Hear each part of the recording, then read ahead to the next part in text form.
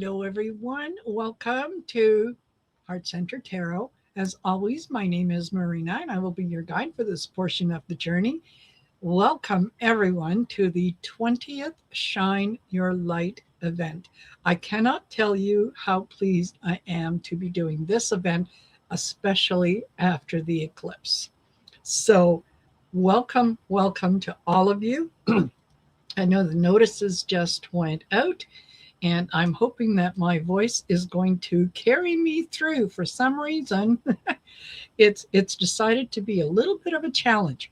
So we'll do the best that we can. So welcome Karen, Tapioca Thievery, Juniper Vale, Mary Thornberry, Viviani Heller. Hello, lovely to see you. Lori, um, and Sarah from Hibiscus Healing. Hello, Barbara Hart Love. We've got Dawn Turner. And thank you, all of you, for joining me, for being here. We're going to have fun, some fun, and and I hope that you're going to get a lovely energy boost from this event.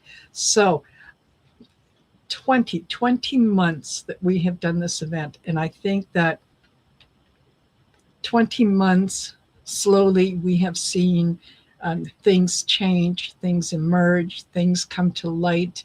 The energy has been shifting, but I think always in a very, very good way. So, hello, Lee Rutledge. Nice to see you here. So, this what is the purpose of this event?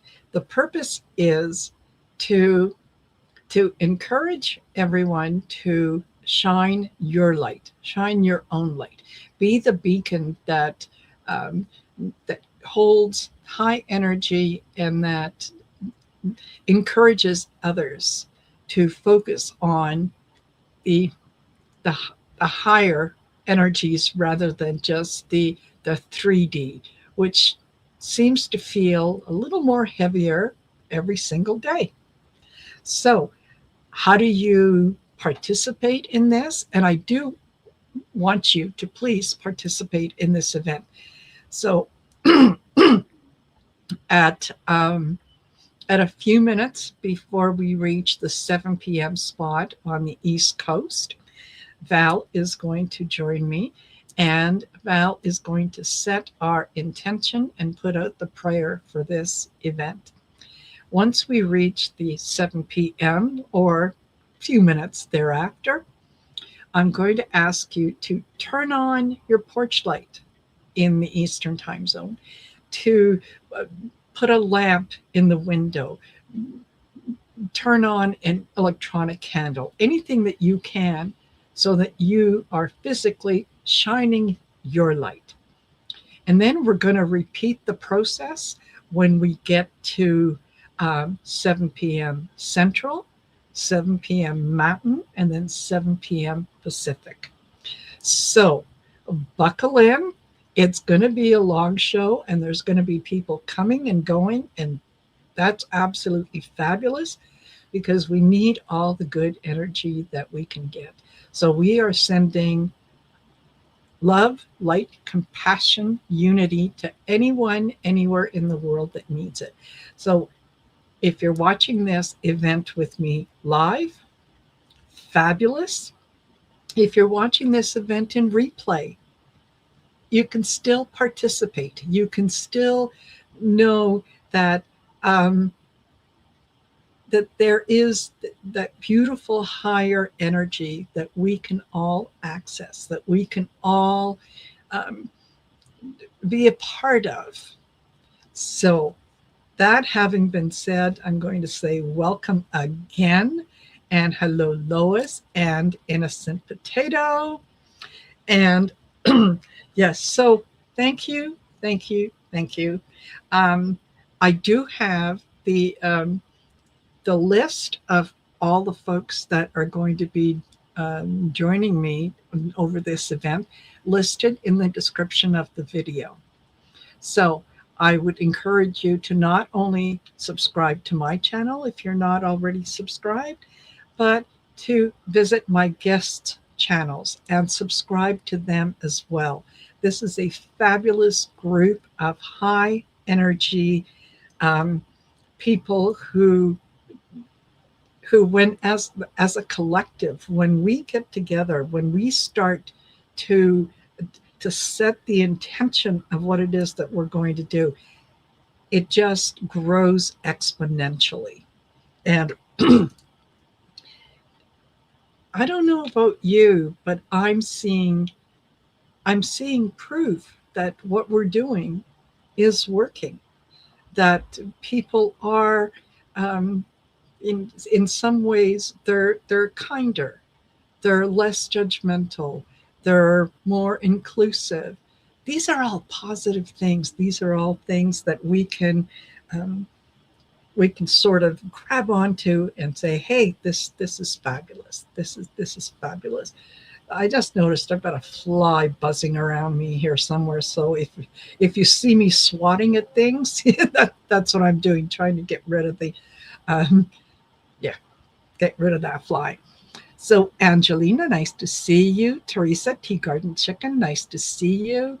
Um, thank you, thank you, thank you. I will, for most of you that are joining me, know the way that this works. For those of you that are joining me for the very, very first time, welcome. It's a high energy um, show that is based on positivity.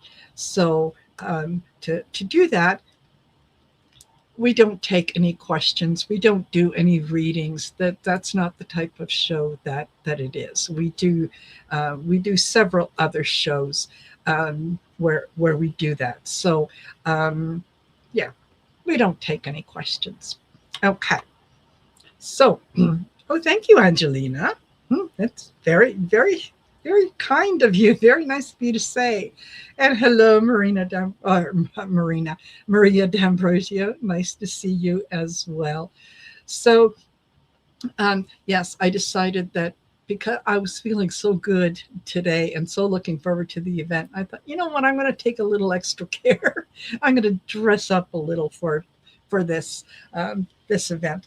So I don't know about the rest of you, but um, the this eclipse, oh man, has done a number on me, and it started off with a bang, and it ended with a bang, and I was able to actually um, look at the eclipse here on Thursday evening, and and I could see the where it was and how it progressed and what it did, and it was spectacular.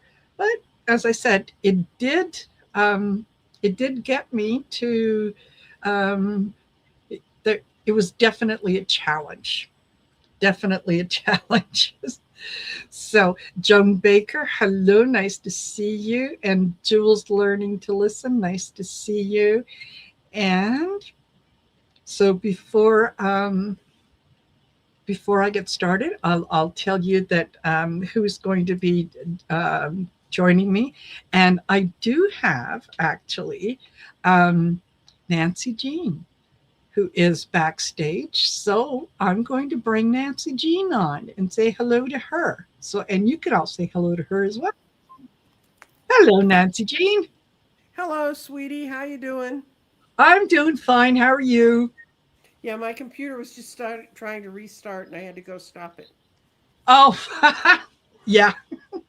It's still the after effects of that eclipse. And man, oh Oh, man, yeah, yeah. I'm so glad it's over, though. I really am. I I was sleeping soundly all night. I was actually. Do you know anything about sleep cycles?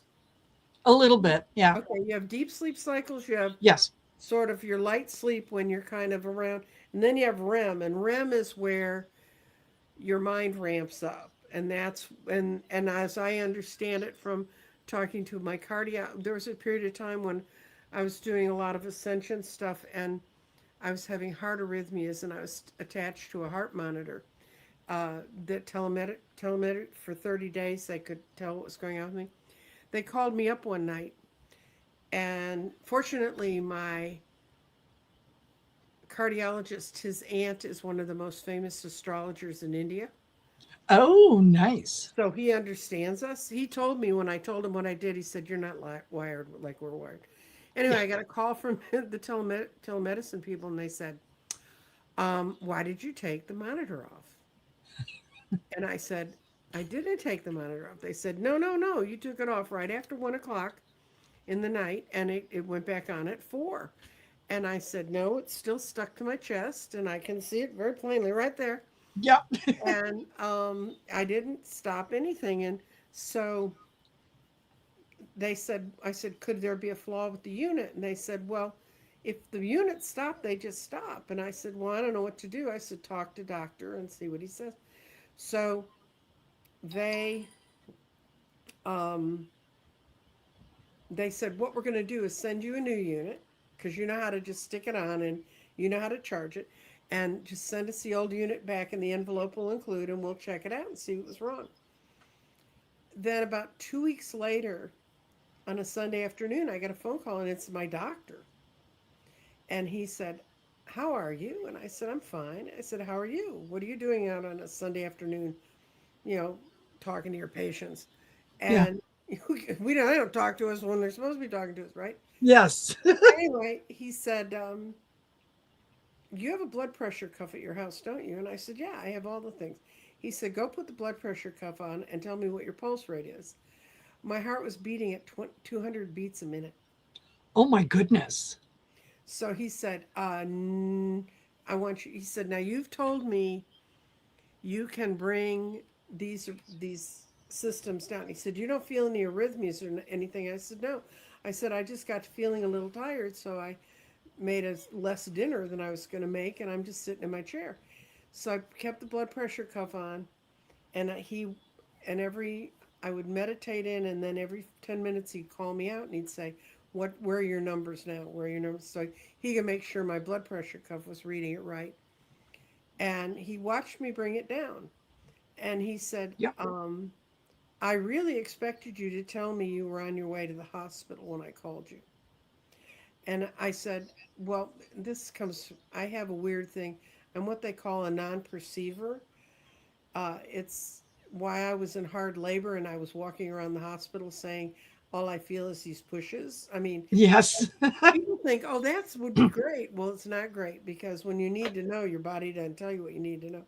So anyway, I said, "Do you want Yes. me to go to the hospital?" He said, "No, you've got it under control, and we'll talk about it," because I had my visit with him in about a week and a half. So when I went in to see him, we talked, and I said, "Well, what happened with the machine I sent back?" And he said, "Nothing was wrong with it." He said, do you know that you go away at night?" Mm, And we checked on my sleep cycle on my watch, and that was during the time I was in a deep, deep REM sleep. yeah. Well, and then for a period of time, I had almost no REM sleep, which makes me I get a little squirrely when I have no REM sleep. Yeah. Everybody gets We squirrely need when that. Yeah, everybody gets squirrely when they don't have no REM sleep. But I had sleep apnea at one point, and I had a people are going to be so sick. We want to watch talk about fun things. Why don't you talk about our health? But I had sleep apnea, and when I went in to my the woman who was one of the pioneers in that field in Dallas, she had four psychics that she was a doctor for, and she said, um, "I'd like to be. Do I have your permission to track you for this?" And what she was doing, I'd come in the next time I'd see her. She said, "You were reading cards on this day, this day, this day." She could see it. It's a clear change in our sleep Yes. patterns. So for the last 2.5 weeks, I've had as much REM sleep as deep sleep, and that's twice as much as you're supposed to have in normal sleep. So, um, and if I feel a little weird, but I know I'm just getting a lot of information in it. Danny and I are going to Yes. do a show on Tuesday because I finally said, okay, guys, you're telling me all this stuff. I want to know what you're telling me, you know, and we're Yes. going to talk about it. Yeah. Absolutely. That I fully understand what you're talking about, because yes, there are.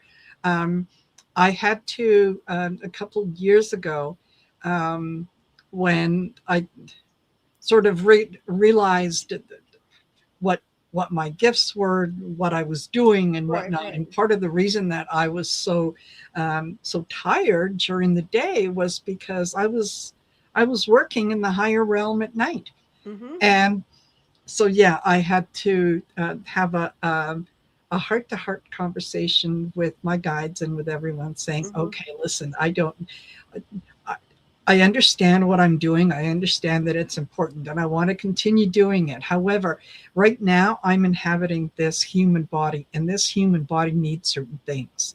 Sleep is one of them. Right. That's how it recharges. So, I'll make you a deal. Um, I'll work with you Monday, Tuesday, Wednesday. The rest of the time, I got to take care of this body. I need some weekend to sleep.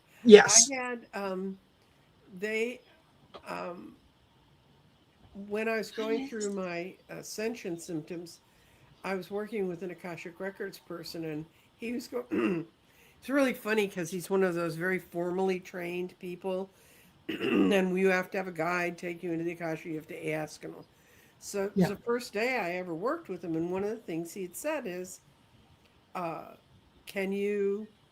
Um, he said, "Have some questions for me if you have any questions about," because for some reason there's certain books I can't read. I can't read books on Reiki. If I start to read a book about Reiki, I fall asleep. If I start Yeah. to read a book about Akash, other things I can read all kinds of stuff about.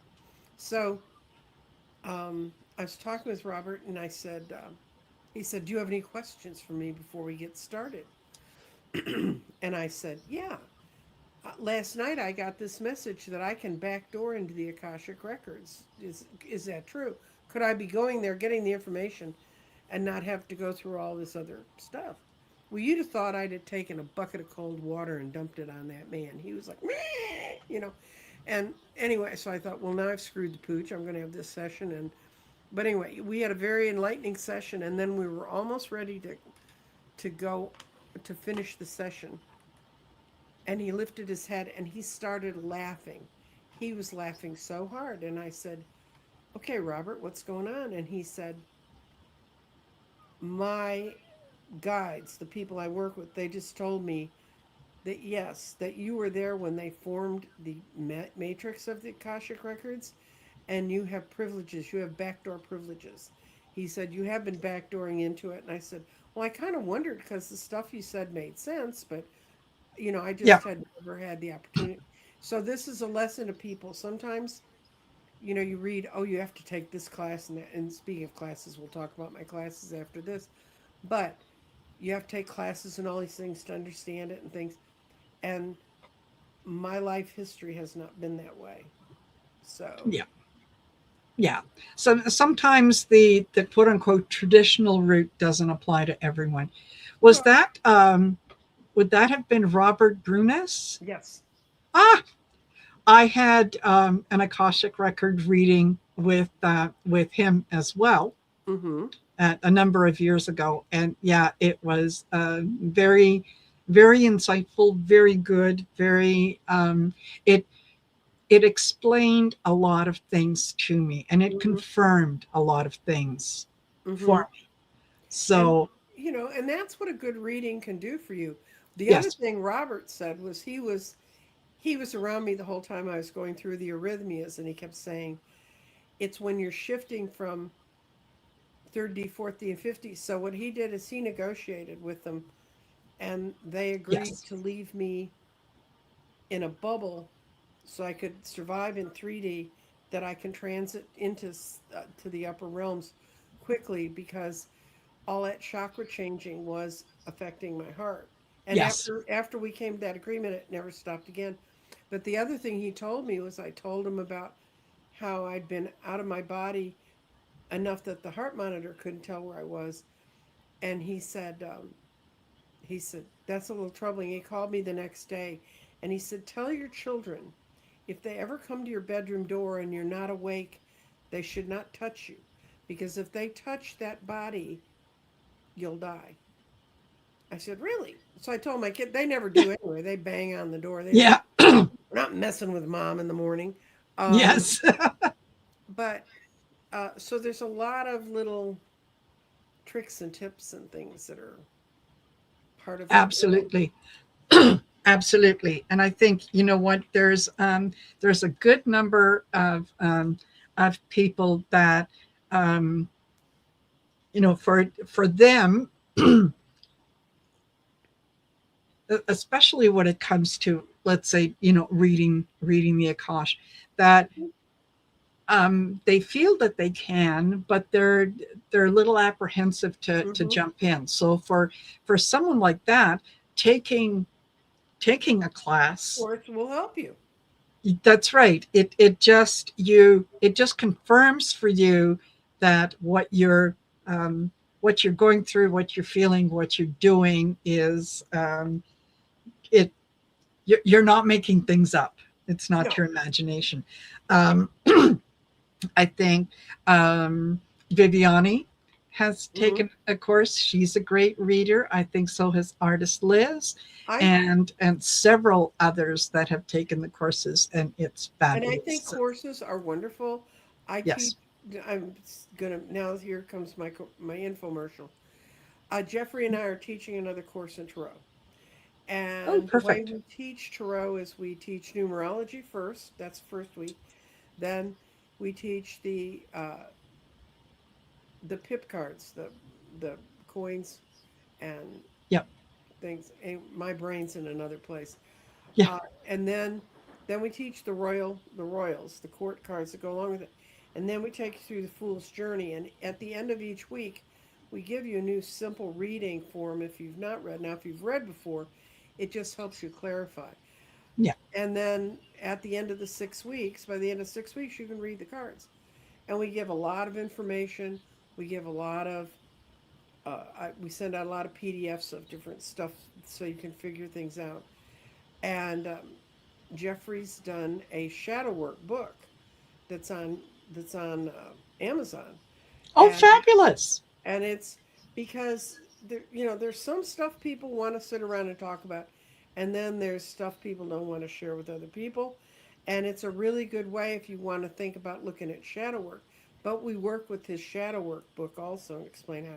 And then we have three bonus classes at the end of the session where people who've studied with me before, they come on and it gives them a chance to meet a whole new group of people, and you get to meet and chat Yes. with and read a lot of other people and get a lot of other different questions, because it's amazing if you're in a class for 6 weeks with people, how fast you know stuff about them, and then you start saying, do I know that, or am I sensing that? Yes. And Yeah. I'm working with a woman right now who had taken my class, and she's had several other things that have come up, and I've been helping her understand her readings. And we were talking about something, and she goes, "Oh, that's a no." And I said, "You heard it." And she said, "Yes."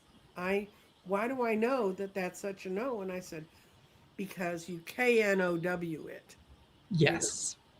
and Yes. Exactly. you need to be Exactly. around people who help you affirm that." And Hmm. sometimes I watch other readers and I'll read along with them with what they're looking at, and I tell people to do that. Danny's a good person Yes. to do that with, and Sheila, when she was reading cards, is a good person to do that with. You can lay out your Absolutely. cards and you can see sort of what your impressions are. And one woman Absolutely. wrote me and she said, I was following you and Scott, and I got the same cards that you guys did 4 or 5 times. And Yeah. she said, she's sitting far off she's not in Wisconsin and she's not in Texas. Yeah. Perfect. Uh, all right. We're almost at the top of the hour, and I've got Val backstage. I'm going to bring her Okay. on here with us. Hello, Val. Hello. Hello, Ni- Nancy Jean. Hi, Nice Val. to see Hi. you. Good to see you. Yes. Yeah. So Miss Val, I can't wait for what it is that you're going to share with us. I was telling the folks in the beginning, I am so excited for this event, that the 20th event. It feels special. It It is. feels, not that the other events weren't fabulous, but this Mhm. one just feels different. So It I is. It's that many. The energy built up to yes, now is a collective force going out. absolutely. Yeah. Mhm. Yeah. Absolutely. Yeah. So, just quickly before you get started, I want to say hello to Catherine, who's joined us. Oops. And who else? Oh, this cursor thing is not working. Three Shifting Veils, Indigo Child, Lois Kahn, um, Color Addict, Mhm. Marianne Flaherty, Janet Jackson. I hope I haven't missed anyone. I think I said hello to Joan Baker. So yeah, we're woohoo. I'm okay. I've said hi to everyone. Big hugs to all, and I am I am ready for what you have for us. Okay. Excellent. All right. So, everybody, uh, take a nice deep breath in through your nose. Imagine light filling your heart as you do. And exhale through your mouth and visualize your beautiful light going out into the world. Your beautiful light. And just one more deep breath in through your nose. Beautiful white light filling your heart. And on the exhale, visualize your light going out into infinity, your beautiful white light. So we are gathered now in this sacred space as divine source beings in human form. We set the intention that this field is clear, coherent, luminous, loving, grounded, joyful, and aligned with the highest expression of divine truth. We welcome the presence of divine source, our divine guides, angels, archangels, ascended masters, Akashic record masters, ancestors of wisdom, star families of benevolent light, guardians of love, and beings of pure divine light who are in harmony with source. We recognize this gathering as a living field of remembrance. Each person present carries the light of Source within them. Each heart is a sacred doorway. Each breath is a bridge between the infinite and the human. Each soul is known, loved, honored, and welcomed exactly as they are. We open this Shine Your Light event in the knowing that we are not reaching outside of ourselves to become divine. We are remembering, we are allowing, we are embodying the sacred light that has always lived within us. We call forth the embodiment of our divine source, not as an idea, not as something distant, but as a loving presence within the body, within the heart, within the voice, within the hands, within the choices we make, and within the way we move through the world. We honor our humanness as sacred. We honor the body that carries us. We honor the heart that feels, and we honor the mind that seeks understanding. We honor the emotions that move through us. And we honor the laughter, the tenderness, and the questions, the growth, the pauses, the insights, the holy confusion, and the beautiful moments where everything suddenly makes sense. Our humanness is not separate from our divinity. Our humanness is the sacred vessel through which divine source experiences life, love, creativity, compassion, wisdom, and presence. We allow the light of Source to settle more deeply into our bodies now, into the breath, into the heart. into the nervous system, into the voice, into the cells, into the field, into every place within us that is ready to remember more of the truth of who we are. We stand together as sovereign beings of divine light, sovereign in our own connection, sovereign in our own knowing, sovereign in our own sacred center, sovereign in the truth that no one stands between us and Source. We are each a direct expression of divine consciousness. We honor the unique light within every person gathered here. No soul is above another, no soul is beneath another.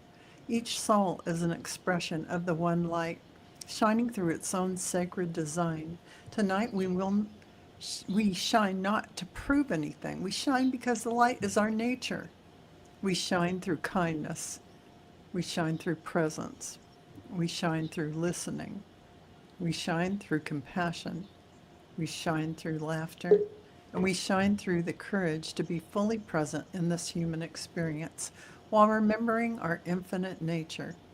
We set the intention that this gathering supports remembrance, embodiment, clarity, love, connection, and joy. We set the intention that each person receives what is aligned for their highest good and their own sovereign path. We set the intention that the energy created here ripples outward in beauty into our homes, our relationships, our community, the earth, humanity, and all beings. This space is filled with divine light. This moment is filled with divine presence. This gathering is held in love, wisdom, and grace, and sacred remembrance. We are here, fully human, fully sacred, fully sovereign, fully connected, fully present in the light of divine source. We open this Shine Your Light event with open hearts, clear intention, joyful presence, and deep gratitude. The light is here, the love is here, the remembrance is here. We are the light we came to shine, and so it is. So It be is it. done. Beautiful, Hey, Val. Thank you. Thank you, thank you, thank you so much. You're welcome. Yes, everything changes when we realize, yeah, we don't have to we don't have to learn it. We just have to remember it. That's it. It's not that hard, Yes, but it is. I mean, yes, yes, because you have yes, to be present in the moment to not get triggered. Well, as a triggering occurs, identify it yes, and choose not to react. That is the beginning of absolutely, embodiment. And so I'll absolutely. leave you with that. And it was a Perfect. pleasure. Nancy Jean, love Thank you. you. Bye, Marina. See you Thank you, later. Val. We'll see you in about an hour. Yep. And for those of you on the East Coast, turn on your porch lights, turn on the lamp in the window, put the electronic candle in, whatever that might be. But there you are. There you are. So, what a fabulous, fabulous way to start. Yes, it So, is. yeah, totally. And I also, I have Daphne, who is getting ready to join us. So I'm going to bring her on as well. Here we go. Hello, Daphne. Oh, you're Microphone. there. You go. Hello, everyone. So good to see you. Hi, Nancy Jean. It's been a Hi. while. I know. I know. Yeah, Good yeah. to see So you. absolutely, absolutely. How have things been? How are you doing? What's yeah. Yeah, I'm doing really, really well. Last time I was here, we talked a lot about Reiki, and people asked about my upcoming Reiki class. And I picked a date. I have an ad. I have a button on my website. So if people are ready Fabulous. for that Reiki training, I'm here. Very good. Fabulous. Yeah. Yeah, and Fabulous. I put a little slide in the presentation Let box me there for bring it up. Marina. There you go. Yeah. So I teach a little bit differently than other people. First of all, I like really small classes so that I can take care of my students and make sure that they have tremendous confidence. And if they don't know the answer, they know where to get the answer. So I teach on Saturday, and then you have homework all week, and then you come back on the following Saturday to ask questions now that you've got a little experience under your belt.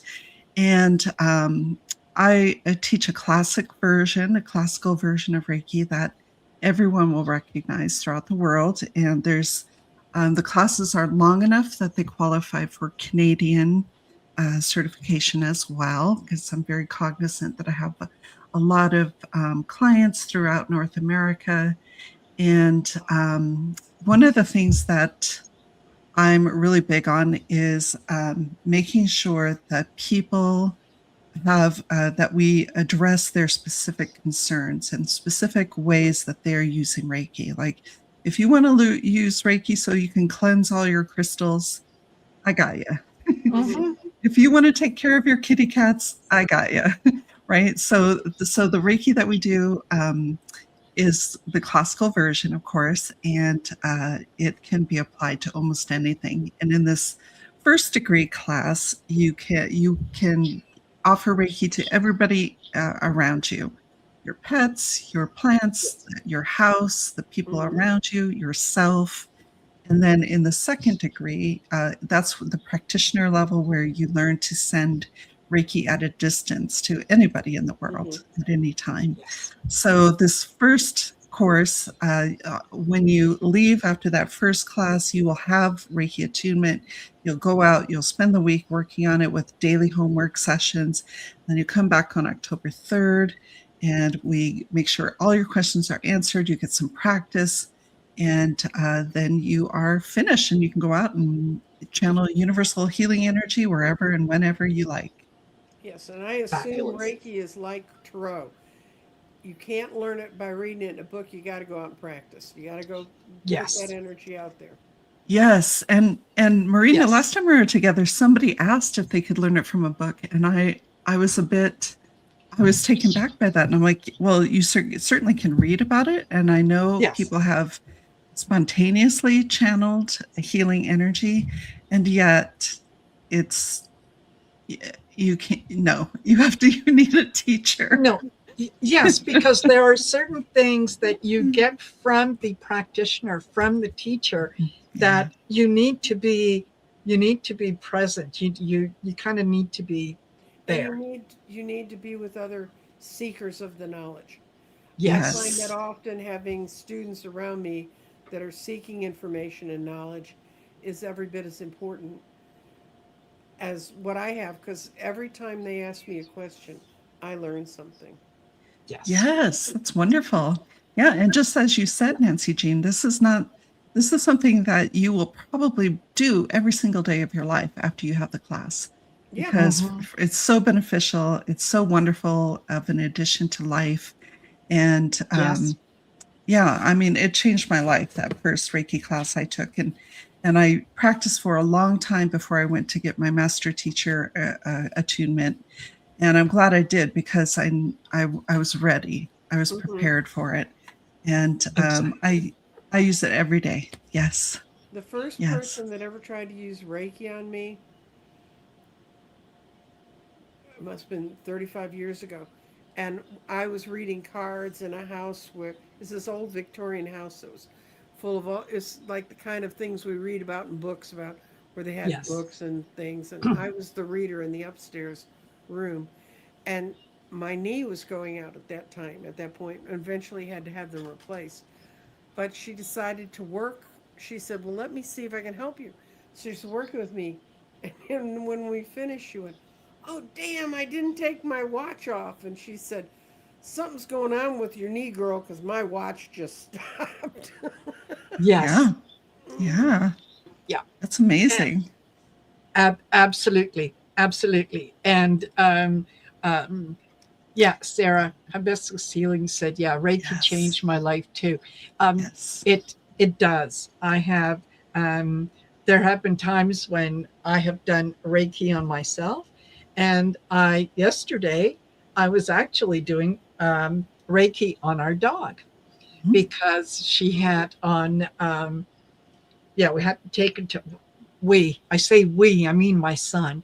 Um, yeah, had to take her to the vet. She had a bit of a hot spot on her cheek, and it wasn't getting better with what we were doing. So, decided to take her to the vet. And yeah, she was not having any of it. She's a husky. She got very vocal. She talked to them. Oh, She's huskies are loud. yeah, she swore at them, or so I'm told, to the point that yeah, they had to sedate her in order to start the treatment. So when she came out, she was high as a kite, and just even even yesterday, she was looking at me like, "What happened?" Like, so yeah, I was as I was kind of holding her and petting her, and yeah, I was doing Reiki on that Yeah. area to just help out, take away any pain, just heal it, Yeah. and yeah, let her know it was all okay. So yes, it is. Yeah. Yeah, And I think that's one of the biggest benefits of Reiki. I mean, how many times are we in a situation where somebody we love, something that we love is in Right. pain, and you just feel useless until you have Reiki, and you can always add Reiki to the situation. It always helps. Yeah. it does. Yeah, it does. So it I remember that the um, first class Reiki class that I took, and it it floored me when the lady who was doing the class was talking about all the things you could apply Reiki to. She said, "You could Reiki your lottery ticket if you want." And I went, "What?" Yeah, yeah. Yes, you can. Yeah. Sometimes I Reiki emails before I send them out. Just if and I'm really huge on consent, right? So it's Yeah. understood that if people don't want it, they won't receive it. So Yes. yeah. And what a great way to begin animal communication, right? Mhm. You make that Reiki connection, and if you're open and you clear your mind, I often receive pictures from animals, and they'll tell you things if they trust you and will give you Reiki. Yes. Yeah, yeah, I love it, Yeah. and I love seeing all the comments in there that Reiki Yes. changed their life. Yeah, Yeah. that's fantastic. Yeah. Absolutely. And what were you going to say, Nancy Jean? I don't remember. Oh, welcome to my world. Daphne, you need to Reiki my brain. No. It helps. Yeah. Caffeine does too. Yes. Yes, but absolutely. Um, yeah, it's one of those things that if you're so inclined, if you have an interest in it, I would encourage you to pursue it. Yeah. You can take the class. Um, you can get the attunement. You can get the things that you need. And if you decide after that, nah, it's not for me, it's something that you'll always have in your back pocket, Mhm. right? Even if you Yeah. decide I'm just gonna do Reiki on myself and my cat. That's it. That's the only Yeah. thing. That's okay. That's Yeah, all right. you didn't. There's no compulsion to become a No, practitioner at no. all. It took me, I don't know. I think I got my practitioner level in 2 years, but I didn't practice until I don't know 5 or 6 years after that. It Yes. was, mostly for my husband and my cat and me. So Yes. Yes. Yeah. Exactly. yeah, And yeah. hello, Hope Suzanne. And she says, yeah, the first Reiki class I took was in 2003. It was Mhm. completely life changing. I feel it's a lifelong learning experience. And it It is. is. It is. Yeah, I Yeah, agree. absolutely. And it's like anything else. In order to benefit from it, you have to practice it. You have to, Mhm. right? You keep doing it. No one ever picks up a violin and says, "Oh, book Carnegie Hall for Saturday. I'll be there." Right? It Well, takes you practice. can say that if you have enough money, but I don't think Yeah. That's true. it's useful. Yeah. Yes. Yeah, but practice is always, um, not only do you learn more, but when you practice, there are more opportunities to receive validation. Mm-hmm. And a lot of Yes. people need that validation in order to trust themselves more, I right? love that. Yeah, that's a great way to put it. Yeah. Yeah, I've had so many experiences that began with Reiki, but certainly didn't end with Reiki. No, Hmm. Like animal communication for sure, it's a but gateway drug. remote. Sorry? It's a gateway drug. Yes. Indeed, indeed. Like some of the most mysterious experiences I've had have been with crystals, giving Reiki to a Mm-hmm. crystal. You know, you ask, do you want it? And you feel into whether it's receptive or not. And sometimes they are not. Mm-hmm. But then when you apply Reiki to the communication between you and the crystal, Mm-hmm. it's mind blowing. Hmm. That's right. They're alive. They They will are. talk to you. The Yes. chance. Yes. Yes. Everything is alive. Yeah. Yeah. There's I remember with this one particular pendulum. I'll show it to you. But I have several pendulums. The last thing that I need is another one. Mm-hmm. But this thing, I was at my favorite esoteric store, and I had gone in there to, oh come on, to pick up some incense because I had run out. And while I was there, of course, I always have to take a look around and see what there is, and is there okay, it won't come up. Is there anything new, and so on. Anyway, this thing, Wow. it's it's opal. It's stunning. It's Mm-hmm. stunning. I happened to walk by where they had the pendulums set up, and I spotted this one, and I thought, oh my, aren't you pretty? And this thing literally moved towards me. I thought, okay, well, I best pick it up. So I picked it up, and it started to move. It was Mm-hmm. like, yes, thank you. Fine. So I I asked it, are are you the pendulum for me? Are you what I'm here to pick up? And yes. And so anyway, it was fabulous. And then as I was walking around, I thought, really, come on now, Marina, do you really need another pendulum? Like, Mm-hmm. you know, really seriously. So I tried to talk myself out of it. And I ended up going back to where the pendulums were, and I tried to put it back. And no, I would put it on the little stand, and I would let go, and no, it would fall down. And it happened two or three times, and I finally said, okay, that's it. You're coming home with me. And it has become the one that I use Mm-hmm. most often, because it is the one that is most ready to communicate with me. And yeah. They will find you. I had a friend, we were in a rock shop in Denver, and I was off in another part of the store, and she finally came over and she said, come here, look at this with me. And when she'd walk up, it was like a wall of pendulums. They were on it Yes. like a rack you put necklaces on. Yes. And this one was just swinging out at her, and I said, "It wants to go home with you, dummy." Yes. So, Yes. question for you guys. Mm-hmm. What is the what is moving the pendulum? Is the pendulum moving itself, or is it your spirit guides It's like an giving it a energy. nudge? It's an energy loop. Mm-hmm. If you do, you know how to check out the energy in a room with pendulum? You stand in the middle of the room, and you. Most people try to pick north, south, east, and west, so they kind of. And there's a guy I follow named Tim Walter, and he tells you how to draw a five-pointed star of where the energy centers are in each room, and the pendulum will lead you there. And sometimes you get a sort of five-pointed star. Sometimes you get a thing that looked like you handed a 3-year-old a crayon and said, draw a five-pointed star. Yeah.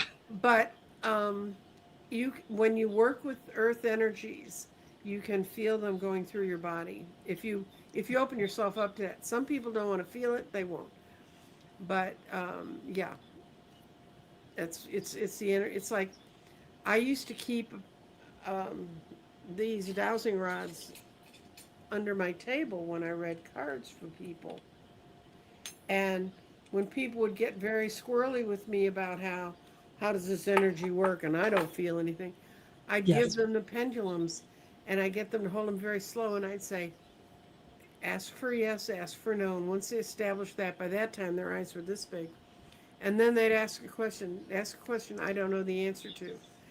And when those rods start moving, that's when people get it. Yes, Yeah. absolutely. Yeah. And, Absolutely. my Yeah. Reiki teacher is an oncology nurse, and she uses her pendulum as a diagnostic tool. So she'll go up and down the person's body, and it will stop at their knee, and she'll say, "Oh, this knee," and they'll say, "How did you know?" Exactly. Right? Yeah. And Hope Suzanne wanted to know that I mentioned opal. Is that pendulum opal or selenite? I do believe that it is opal. Selenite is they're they're It different. looks very milky for selenite. Yes, Yeah. Is it yes. opal Now or is it all light? here's Mm. here's selenite. Mhm. Here's this, and I don't know if I can get it close if you can see, but it has It can be color in it. opal and opalite. Opalite is the man-made form of opal where they figured out how to make that. I've seen some. It's really Yeah, hard to tell if you do yeah. the most. That I'm not sure. To be honest with you, that I'm not sure. It's But a I beautiful just pendulum. If it yeah, was green grass just stuffed in a tube, it's a beautiful pendulum. exactly, exactly. That yeah, very fabulous, just fabulous. And oh, oh, oh, hold on, you guys. Uh-oh, somebody I else is coming. Yes, somebody else is coming. I've got Allie who's going to join us. Hey, Hi, Allie, Hey, everybody. Hey, Nice Allie. to see you. how are Hey you? there. Yeah. Yes. Speaking of opalite, I have it with my deceased dog's name and Angelite because she's my angel. So, Oh, Oh, I isn't love that that. fabulous? yeah, yeah, Oh, lovely, lovely. Yeah, it's you know, it, anything can be a tool if um, if your intention is to use it in a loving benevolent way. Anything can be yep. a tool. I remember when I was younger watching my mother, my grandmother, and my aunts when someone was pregnant, and they would take a pencil and Oh they yeah. would, yeah, Or a needle. Some people or use a yes, needle. or Yeah. a needle, something, whatever, and yeah, go over the belly. Oh, it's a boy. Yeah, it's a boy. Don't worry about it. Yeah. So yeah. That's funny. I remember in the dorm we used to take put a pin in the rubber erasers. Remember pencils with rubber erasers? Yes. Mm. Uh-huh. Um, and I knew how to, I'd read about it in one of the books I had. And when the nights we'd do that in my dorm room, we would have the most crowded dorm room you can imagine. Oh, And Yes. yeah. I don't know about everybody else's, but mine kept telling me I was gonna have three children. Well, I had my first two right on time, and in a normal age. I had Susan when I was 42, and the third one would stop and hesitate, but then it would always show up. And so, and I had a palmist person who could read all the wrinkles in your hands everywhere, Yes. and he told me that I had 2.5 cuts that meant two children. And then I said, what's the half? And they said, you're going to have to fight for that one. And Susan was a high risk pregnancy, and Oh, made it. wow. I was 42 when she Yeah. was born. Wow. Mhm. So don't put down those old wives' tales. Some of Yeah. us old wives know good stuff. Exactly. There's Yeah. a reason that they become old wife tales is because they're true. they've They proven work. over and over and over again, yeah, That's true. that they're working. And if they're not true, they're just a lot of fun. Yes. Yeah. Absolutely. Absolutely. And why not? And why not? Mhm. And so how are you finding the energy today? I noticed that there was a shift almost overnight, that today I felt almost like I could take a full breath. Thursday Mhm. Thursday was sketchy. Thursday was definitely sketchy. Yesterday wasn't too bad, but today it's like, okay, all right. I know that energy is going to be with us for a while, but it's getting better. The tide is going out. Mhm. The tide Mm-hmm. is receding. And Yes. matter of fact, I was talking to Danny today because we're going to do a show at 11 o'clock my time, which is 9 your time, on the Yes. West Coast. Um, and I woke up this morning with a very clear understanding that I had to start, that we needed to discuss light and what we're going to talk about, that Yes.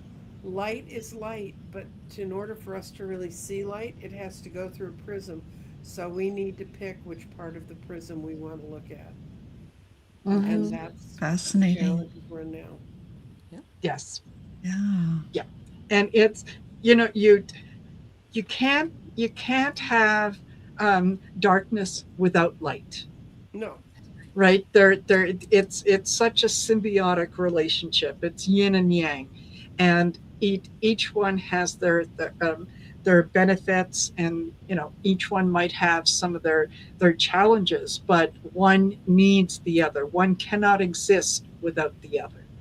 So Yeah. I yeah. led a sound bath last night, and I knew everybody who was coming pretty well, and I knew what they were dealing with. And when I first started working with the bowls, and all day it was just like a struggle to get anything done. Yes. And then when I started playing the bowls, the energy was just like rough and a lot of binaural beats and pulsations. And then as and the whole point of this sound bath was to release whatever was ready to go, just let it go Yes. with love.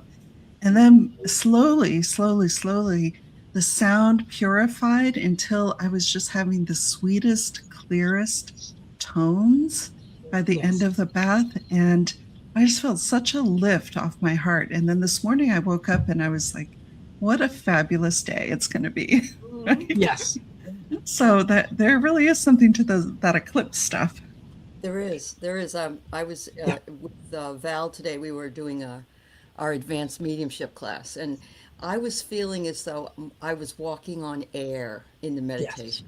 It was just Mhm. amazing. And I really haven't felt that way for a very long time. So I agree with you, ladies. Yeah, it's a nice feeling. Yeah, It is. yeah, yeah. It is. And for those of you who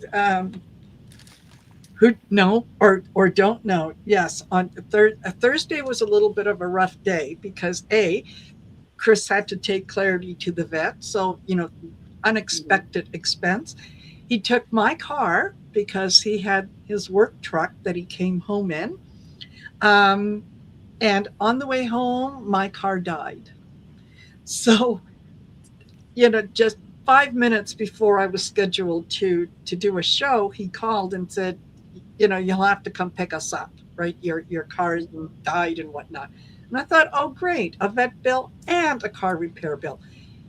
The funny thing was that even while I was dealing with it I still had a sense of like, okay, it's okay, it's okay. And I couldn't understand even yesterday why why I was reacting the way that I was.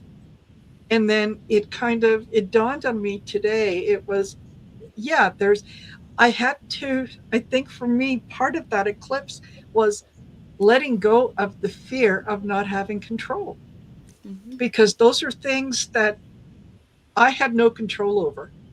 And by being calm, got through it. Yeah, okay. So it's a vet bill, it's a car repair bill. We'll pay Yep. it. Yeah, being calm There- is so much more efficient. It is. Yes, It is. And that's what happened to me with my roof. It was like, yes, well, I got to do something about it. Usually I'd be running around like Henny Penny, you know. yeah, But no, just took it really calmly. So it does. If you can make yourself do that, because we all, yes, it depends on what kind of mood we're in, I guess. Yeah. absolutely. Yeah. Absolutely. And I just want to say hello to some of the folks who have joined us and haven't had a chance to say hello, and welcome to all of you. I hope that you're going to find this enlightening, that you're going to find that it's an energy uplift, and I hope that you walk away feeling a lot better than when you came in.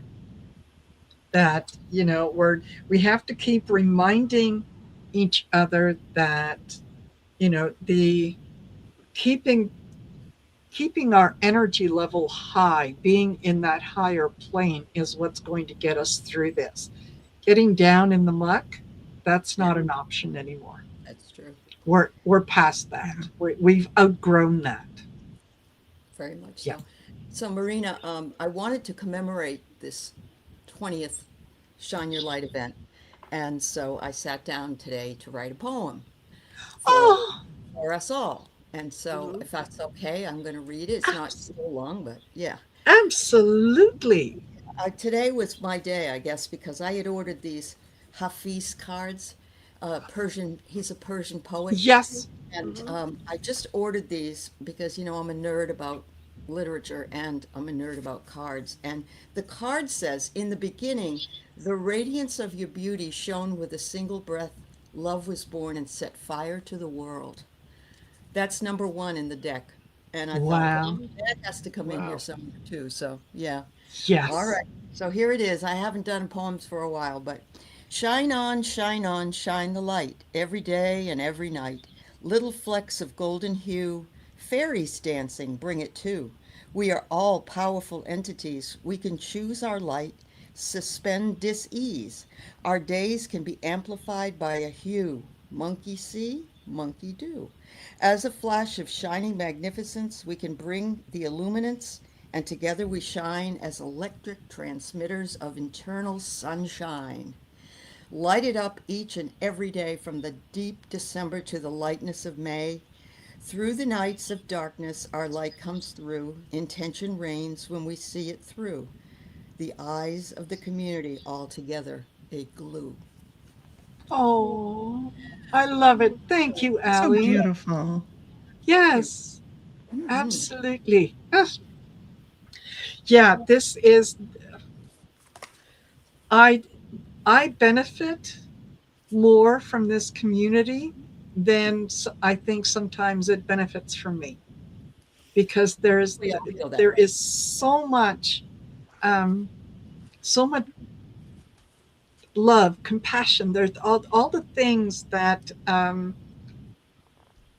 I didn't realize were somehow missing for a portion of my life. That, yeah, it was Yeah, finding this tribe has just been absolutely life changing. yeah, it has. It really I has. Yeah, agree. Yeah. fabulous. Yeah, Totally, thank you, everybody. Yeah. totally. And yeah, Marianne Flaherty says that poem was beautiful. Thank you. And Intuitive 22 Donna says, wonderful, Allie. And Three Shifting Veil says, beautiful, Allie. Yes, Yeah, absolutely. you're all part of that light, everybody. And Yes, it's amazing to me that every month when I come here, and I've missed maybe only two or three at the most, but when I've come here, I see the same people doing the same light work. And so every month you have a date with us, and every month you show up, and we can't thank you enough for that. exactly. Yeah. We love it. Exactly. And it's not only does it feel good, but I know that people benefit by this energy without realizing that they're benefiting from it, Mm-hmm. right? Yeah. So that I enjoy that as well, knowing Yeah. Yeah. So Mhm. fabulous, fabulous. And your was this the start of your class, Sally? Was today No, the this was the oh second the one. second? Yeah, and next Sunday's the last one. We're just this is a very small group of us, but we had some real interesting things come through today. So yeah, we did. Good. Yeah. Yes. And you know what? It's as much as you know, larger classes are okay. And I'm with you and with Daphne. I prefer the smaller ones because Mhm. um, not only do I have a chance to interact with everyone, but I think smaller classes allow people to not only feel more comfortable and be themselves, but to open themselves up to Yeah, certain things a little quicker Hmm. I than agree. if Yeah. it's a large class, Me right? too. Because nobody wants to be first in a big Right. class, right? That's true. Well, Yeah, it's a little hard to tell when you're on a little screen who's first. But Mhm. yeah, I've always found that even when I taught face to face, when I taught in real world classes, not that we're not the real world, but um, I only ever would have 10 people in the class, even though I had rooms I could have had 40. Hmm. But yes, I only had 10 because I can't communicate to 10 and they Right. can't. There's always Right. going to be that person that won't speak up out of the crowd. And yeah, it's Mhm. really a matter of time and your own energy and what you can give. That's very true. That's very true. yeah, And And whatever comes through is for all of you, and it's a very intimate setting, Hmm. really, and yes, yeah, you feel come more comfortable opening up, I think. Yeah. and absolutely. I think that sometimes the cohort can just be magical, It right? can. Like six Mhm. people who don't know each other come into my class, and at the end of it, they're Yeah. friends. They're I love Isn't friends. that. that amazing? It happens every time. It does. Yes. Yeah. Totally, totally. Okay, hold on, you guys. I've got Hmm. someone else is going to join us. So let's say hello. Let me add. Deborah. There we go. Hello, Hi, Deborah. everyone. Good to Hi, Deborah. see you. How are you? I'm good. You know, I have to tell you, I haven't watched a darn minute of your show, unfortunately, but I was working, so I don't want to just jump into a conversation. So you guys continue on. You Yeah. carry on. Yeah. Yeah, Carry we've been on. talking about energy and about things and the eclipse and all that. I mean, anything and everything just to um, keep things moving, keep things, um, in that higher Higher way. vibe. Yes, clear that's what it is. That's what it is. Yeah, and Yeah. you're you know a little bit about astrology there, Deborah. All So, I know is that I'm Aquarius. I really don't know anything. oh, not much And more than and that. and if someone says, "Oh, I'm a Pisces," I go, "Oh, like I know Okay. what I'm saying." Oh, Your birthday is I'm near very my sorry. I birthday. got into numbers instead. Ah, Yeah. alrighty. Okay. Well, today is a pretty powerful day. It's a 29. That's 11. Yes, it Hmm. is. That's yeah. Master number. So I'm glad that it's happening. That we're doing this event today. And Hmm. Yes. sorry, all of a sudden my face has decided it wants to itch. Ah, So what what is it that what is it that motivates you guys to be in that positive space? mm, Well, I have a little story about luck, right? Hmm. On Wednesday nights, I do a meditation, and people ask us to meditate about their surgery or their kids' job, interviews, et cetera, et cetera. But one day, I decided that we were going to meditate on luck because it was supposedly the luckiest day of the year astrologically. I'm not an astrologer, but I listen to them. Yeah, listen and learn. I didn't do that. And in the meditation, I was shown like two streams of energy, one on top of the other. And they showed me the mainstream, which is where we mostly live, right? We get our house cleaned, we take the dog to the vet, we do the shopping, we do all the stuff. And up above it was the luck stream, like the things that were extraordinary, wonderful things coming to us and having insights and access to energy. And they basically said, this isn't just for one day of the year. You can be in this stream the whole time. All you have to do is keep your vibration level up. And I'm like, are you kidding me? It's that easy. Yeah, But that's the key to it, Daphne, really. I think people think something magical has to happen and kaboom, you get hit by the lightning and everything. Yes. It's not the case. It's No. just, yeah, it's very simple. yeah, yeah. Well, how I get into it is delight in something, and that lifts me right up. And it could be an ice cream, it could be a memory, it could be in my imagination, a story. But it's a lot easier for me to do that than it is for me to kind of power walk into it. I must be happy. I must raise my vibration. And just like, and you worry about it because nothing's happening. But children will, I use the joy guides a lot, but to be fascinated with something. For instance, there's a workman who works across the street sometimes, and I took him an ice cream cone because I love those fat boys. It's called Fat Boys. Yes. I love them so much. So I took him a fat boy, and he was so tired and he was really had a hard time. So we were eating our ice cream, and I said, if the world was this moment, it would be perfect, wouldn't it? And he just lit right up, and so did I. It wasn't like I was doing anything for him, but it's just those moments, and all of a sudden you're in the luck river. That's right. That's a good visualization. Absolutely. Gratitude. When you think you're sinking into another place, look at 5 things around you you're grateful for.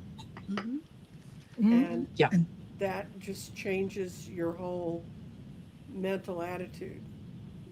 I love that. And you can do that anywhere, Yes. you know? Exactly. Yeah, very cool. Well, Marina and I are very much the same in one aspect, and that is that both of us love laughing. Me too. You do too. I mean, I'm not sitting, it isn't just, but if I don't laugh at least like 45 times a day or something, Yes. I'm a mess. So I think we got to find things to laugh about, and Yeah. When you talk about laughing, it reminds me, I used to work in the corporate world, and I worked in a rabbit warren kind of office where we were in cubbies, and at least they were tall enough that they didn't see us all the time. But anyway, I was a tax accountant, which, trust me. Yeah. Yeah. Nothing new. I just found out that the oldest piece of papyrus they've ever found, they found it recently, and it had to do with documents about building the pyramids. And when they translated it, was a spreadsheet. I laughed. Cheap people. But when I worked at the airline, and they called me in, and they called me into the vice president's office, and the vice president was sitting there, and this young man who was extraordinarily unpleasant. I mean, he's just an unpleasant person. He was really concerned because his father was dying, and he wasn't concerned that his father was dying. He was concerned that his father's girlfriend was in the room with him. But he wasn't going to go to the East Coast and sit in and be there for Dad. Anyway, long story. That's the sort of unpleasant young man he was. And Yes. I'd sit in my office, and people would call me up, and I'd talk to my friends, and we'd laugh. I would laugh. And like when you laugh in those cubbies, everybody can hear you laugh. So they called me in to tell I know me that I couldn't laugh in my office anymore. Stop it. Are you kidding me? Oh, Shut no. that door. That's what the vice president said. And I looked at him, And I laughed. I mean, what the hell? This is a joke. You know? Yeah. And he Yeah. looked at me and I said, okay, if you want me to not be able to laugh in my office, you're going to have to monitor it because I don't want someone just reporting me. You're going to have to go to HR. I'll sign a thing. They can put a sound box in my office with a timer on it. Oh my And if God. I laugh, then you will have me. But I want you to go to HR and I want you to formalize this. Now, this was American Oh, English. Yes. smart. And he looked at me and he said, well, I thought we could just come to a gentleman's agreement. And I said, first of all, I'm not a gentleman. That's Yeah. right. And neither are you. Yeah, Well, yes. no, he was a drunk. But the young guy who had reported, it was sad because he eventually lost his job over his drinking. But the young guy who had started this whole mess was just sitting there and he was glaring at me. And I said, and I would like it to be acknowledged, who reported me and how it was disturbing their work, So and they're all looking good. at me like, What? and I said, and my boss, my manager who loved me, but knew I was a liability to his very soul, he just said, well, Nancy, I don't think we need to do that. And I said, no, I don't think you need to do that either, because are you going to tell people they can't laugh? I said, next it will be, and I didn't say it. My thought, no, it was next it will be farts. But Yes. So funny. needless to say, I could laugh in my office after that. Yeah, I Good. love that. But That's whenever so people It's talk absurd. about laughing, and it's inappropriate to laugh, when you read any Victorian literature, it's all how nobody laughs. Nobody. I mean, they Yeah. had rules for Mhm. which fork you use to eat what and all this stuff, but nobody laughed. No. Yes, and you didn't do. Yes, you never went to visit someone without sending a calling card first, and you could only visit people who uh, had been invited to Right, their house, or you'd been invited. right. It And the Not great too many houses, rules. the great houses all had a room to the side of the front door. Because I've been in a lot of Victorian mansions where they put the people they didn't really want in the house. Mhm. That's where I lived. You know, it's funny, Yeah. but they had weird things happening in other ways. So the drunks would come out of the bar, they would put a rope up, and everybody would hang over the rope for a penny, and they could sleep there that night. Yeah, oh, I know. Where Yes, the idea of a hangover comes from. Mhm. yes. No, are you Oh, And I yeah. kidding love me? that. in the morning, the guy would go out and he would take the rope down, and people would fall on the ground. But it was so that you could go to sleep there. Yeah. It was Oh my amazing. gosh, that's so funny. They have. Yeah. I love history, but I love social history because social Yeah, Yes. you just that's what I like. yeah. And you learn so much from it. And you look at the desperate times people have lived through, and whenever I think things are bad now, I just think back to any of the literature I read about that. Yes. Absolutely. And at the same time that was happening in England and actually all over Europe, um, seances and everything were at a height Yes, they were. Yes. because that was the only place you could go and be free. Hmm. Oh wow. Absolutely. Absolutely. For I remember as a child, and for those of you who don't know, I wasn't born in Canada. I was born in Yugoslavia, Croatia, um, and I remember when the gypsies would come into town, Mm-hmm. and how the impression of the gypsy was you didn't want to have anything to do with them. Yeah. But as they went down the street, they stopped at each and every house, and each and every woman of the house would look out to see if the neighbors are looking, and bring the gypsy in, and make the coffee, and then they would do the reading and so on and so forth, and then it was okay, well, you got to go, let me make sure nobody's Go out the looking. back Okay. door. Yeah, and do that, and yet Yeah. they stopped at each and every house. Right. So Mm-hmm. yeah, Yeah. yeah, don't I- don't have anything to do with the gypsies, but make sure you get a reading if they're in town. Yeah, right. Oh my God. Hey, I Yeah. have I have a funny story that maybe Nancy will laugh at. Do you have a minute for this? Yeah, Sure. yeah. So, okay, so I lived in an apartment with a shared hallway, right? Mm-hmm. And it was, and so I came out of my apartment towards the back door of the hallway, and my neighbor came in and said, "Oh, hi," we were small talking, and my dog came out of my apartment and laid down belly first, legs at the back, and started military man, Mm-hmm. rubbing his belly and other things on the towards me, coming closer to. He was like, he was so flat, but my neighbor found offense to that. Oh, Yeah. Oh, and he goes, "Oh God," like that. What are you doing? What is this? And he got really uppity, and he was disgusted that his little dog had his weenie on the carpet, and I just didn't even look at my neighbor. I said, "Oh, Lassie, what happened? What? Timmy fell down the well again? Oh my God.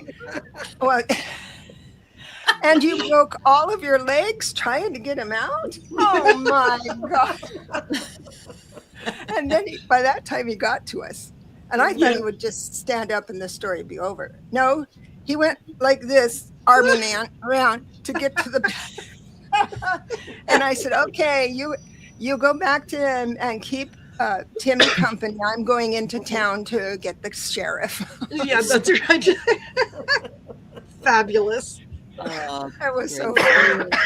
Love Yeah. those Mm. humor. Yeah, love it. Love it, love it. Yeah. And that's, you know, I I agree with what Ali said earlier. I have to laugh at something, anything. Mm-hmm. And if I haven't laughed by, early afternoon, I'm looking for videos that I I'm going to know. laugh Yeah, at. that's a good idea. You know, is Yeah, and really and helps. yeah, Mhm. there's always something that you can laugh Yeah, at because it yeah. feels good. It feels good, Mhm. and the energy around laughter is, and I think, just absolutely fabulous. It really is. And what is it, that person that had a cancer diagnosis and they rented all those videos at the Oh time Yes. yeah, in the he's a hotel film to producer. laugh days, and then the Mm-hmm. cancer went away. I Yeah. mean, it's one of those releases that you can do, and there's plenty of places you can find where to laugh at. They just are. Absolutely. Yeah, yeah. It's a Abs. form of sound healing, truly, Yes. Yeah, they, vibrational. Yeah. mhm. Yes. Like the but it's a ha ha. It's all Exactly. uplifting. Yeah. Exactly. And there's plenty of opportunities to, yeah, to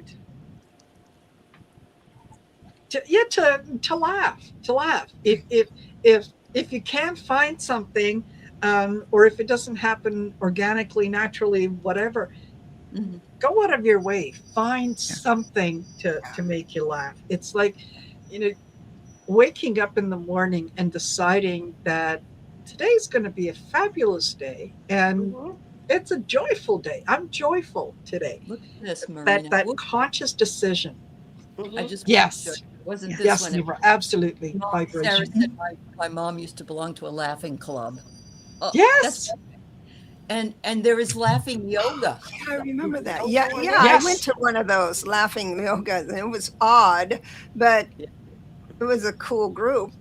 But you're Yes. right, Daphne. It was like the tone, because we were all in the room, Mhm. being comfortable, and the whole thing, Yes. the whole room. But yeah, but the tone did it. Feels Yes. great. Yeah. Yeah. Yeah. Yeah. Totally. Hey, can I Totally. pivot to a mediumship question? Sure. Sure. Do you guys remember that town, Lilydale in New Yes, York? it's there. It's still there. Are they still doing their Yeah. summer? Wow. Have you been to it? No, I know someone who went there and they were describing this town and how weird it was. And when I finally said they couldn't remember the name, I said, "Was it Lilydale?" And she goes, "Oh, you've been there." And no, I've just read enough about it that I've not been Yeah. there. Tell us Yeah. about it. I don't. It's Yeah. not familiar to me. Lilydale was founded around the Edgar Casey times, about Oh, when okay. he was, but this is in upstate New York, and it's a town full of mediums, Oh, and card readers yeah. and all sorts of folks. There's And a place in Florida like that that I've been to. Castanoga, or I can't remember the name of and it. Yeah. aha, Val's back. Hi, Oh, Val. Hey, speaking of everyone. Lilydale, have you ever been to Lilydale, Valerie? I've had a reading from somebody in Lilydale, but I haven't physically been there. Yeah, That's cool. Very I cool. think someone I know who lived in New York had been there and had told me all about it. And It looks like a cool place. I mean, the oh, I whole knew thing is about a it. spiritual community. Better. Hmm. Yeah. Mm-hmm. And they Yeah. said you can tell when you walk through the woods when you get next to Lilydale. They Wow. said you Yeah. can Oh, I feel it bet. in the energy. They only let people in there who have proven skills and abilities. So Hmm. it's pretty And like interesting. I said, there's Casadega. That's it. Casadega, Florida is the Cassidy. same way. Yeah. And Mm, they, Too. we Fabulous. don't need to be in one place. We're No, here. we don't. We're doing it now. Yeah. That's Yes, true. right. we are. Yes, we are. And we're getting to the top of the hour at Central Time Zone. So, you Central folks, get ready as Val is going to set the intention. And once that's done, then you can turn on your porch lights and what candles, whatever you Hmm. need so that you can shine your light. And I know it's still light outside, but do it anyway because it feels good. Okay. Yeah. And while Val is doing that, I'm going to go visit the little girls' room. And All I'm going to Okay. right. take off. But I'll thank I'll you. be I right back. enjoyed this. I Okay. enjoyed being Yeah. with you all. Thanks, All everybody. right. Bye bye. So, yeah. So here we are, the second uh, in setting of intention for Shine Your Light. And I want you to go ahead and take another deep breath in through your nose and imagine light filling your heart as you do. And on the exhale through your mouth, I want you to visualize your light going out through your body and into the room you're in and all the way out into the world, all the way across the world, your beautiful light. And another deep breath in through your nose, light filling your heart as you breathe in. And on the exhale, visualize your beautiful white light going all the way out into infinity, into the multiverse. And now we gather now in this sacred field as embodied expressions of divine source. We set the intention that this gathering is aligned, radiant, coherent, loving, grounded, filled with the living presence of divine light. We welcome divine source, our divine guides, angels, archangels, ascended masters, Akashic record masters, ancestors of wisdom and benevolent star families, guardians of love, and beings of pure divine light who are in harmony with source. We recognize this moment as sacred. We recognize this gathering as a field of remembrance, and we recognize each person as a sovereign being of divine source energy here in human form, carrying a unique expression of one light. We open the deeper embodiment of our divine source self, not as something separate from our daily life, not as something reserved for meditation ceremonies or quiet moments, but as the living presence within every breath, every choice, every word, every step, every interaction, and every moment of being. We allow the light of Source to become more present within the body, present in the heart, present in the mind, present in the nervous system, present in the voice, present in the hands, present in the cells, present in the energy field, present in the sacred rhythm of this human life. We honor the beauty of being human. We honor the body as a holy vessel. We honor the heart as a chamber of divine love. We honor the mind as a sacred instrument of awareness. We honor the emotions as movement, wisdom, and living energy. We honor the personality as part of the soul's creative expression. We bless the laughter, the tenderness and questions, the learning, the pauses, the breakthroughs, and the quiet realizations, and the wonderfully human moments that remind us that we are living divinity in motion.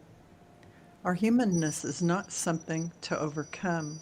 Our humanness is the place where Source is being expressed, felt, known, and lived.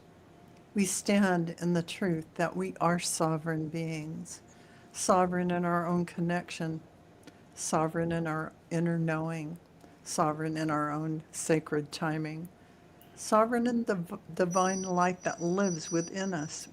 We honor every soul's path as holy. Every person receives in alignment with their own soul, their own wisdom, their own readiness, and their own direct relationship with Source. There is no comparison in this field. There is only the beauty of many lights shining from the same infinite Source.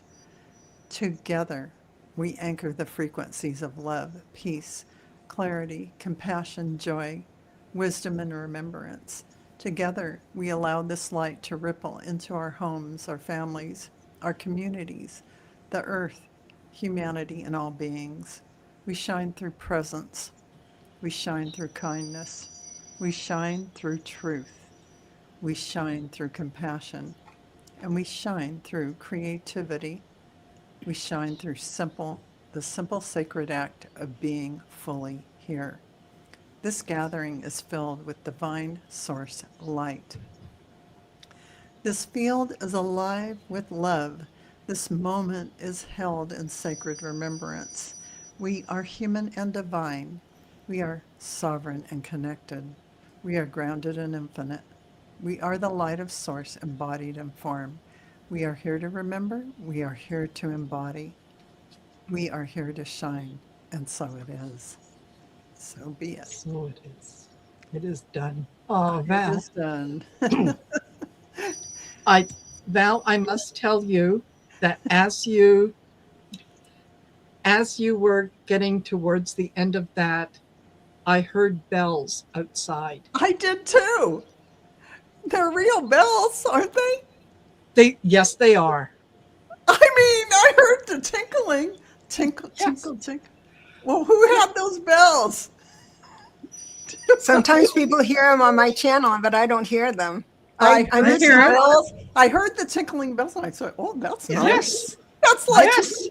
I I thought took it all was my great. bells out.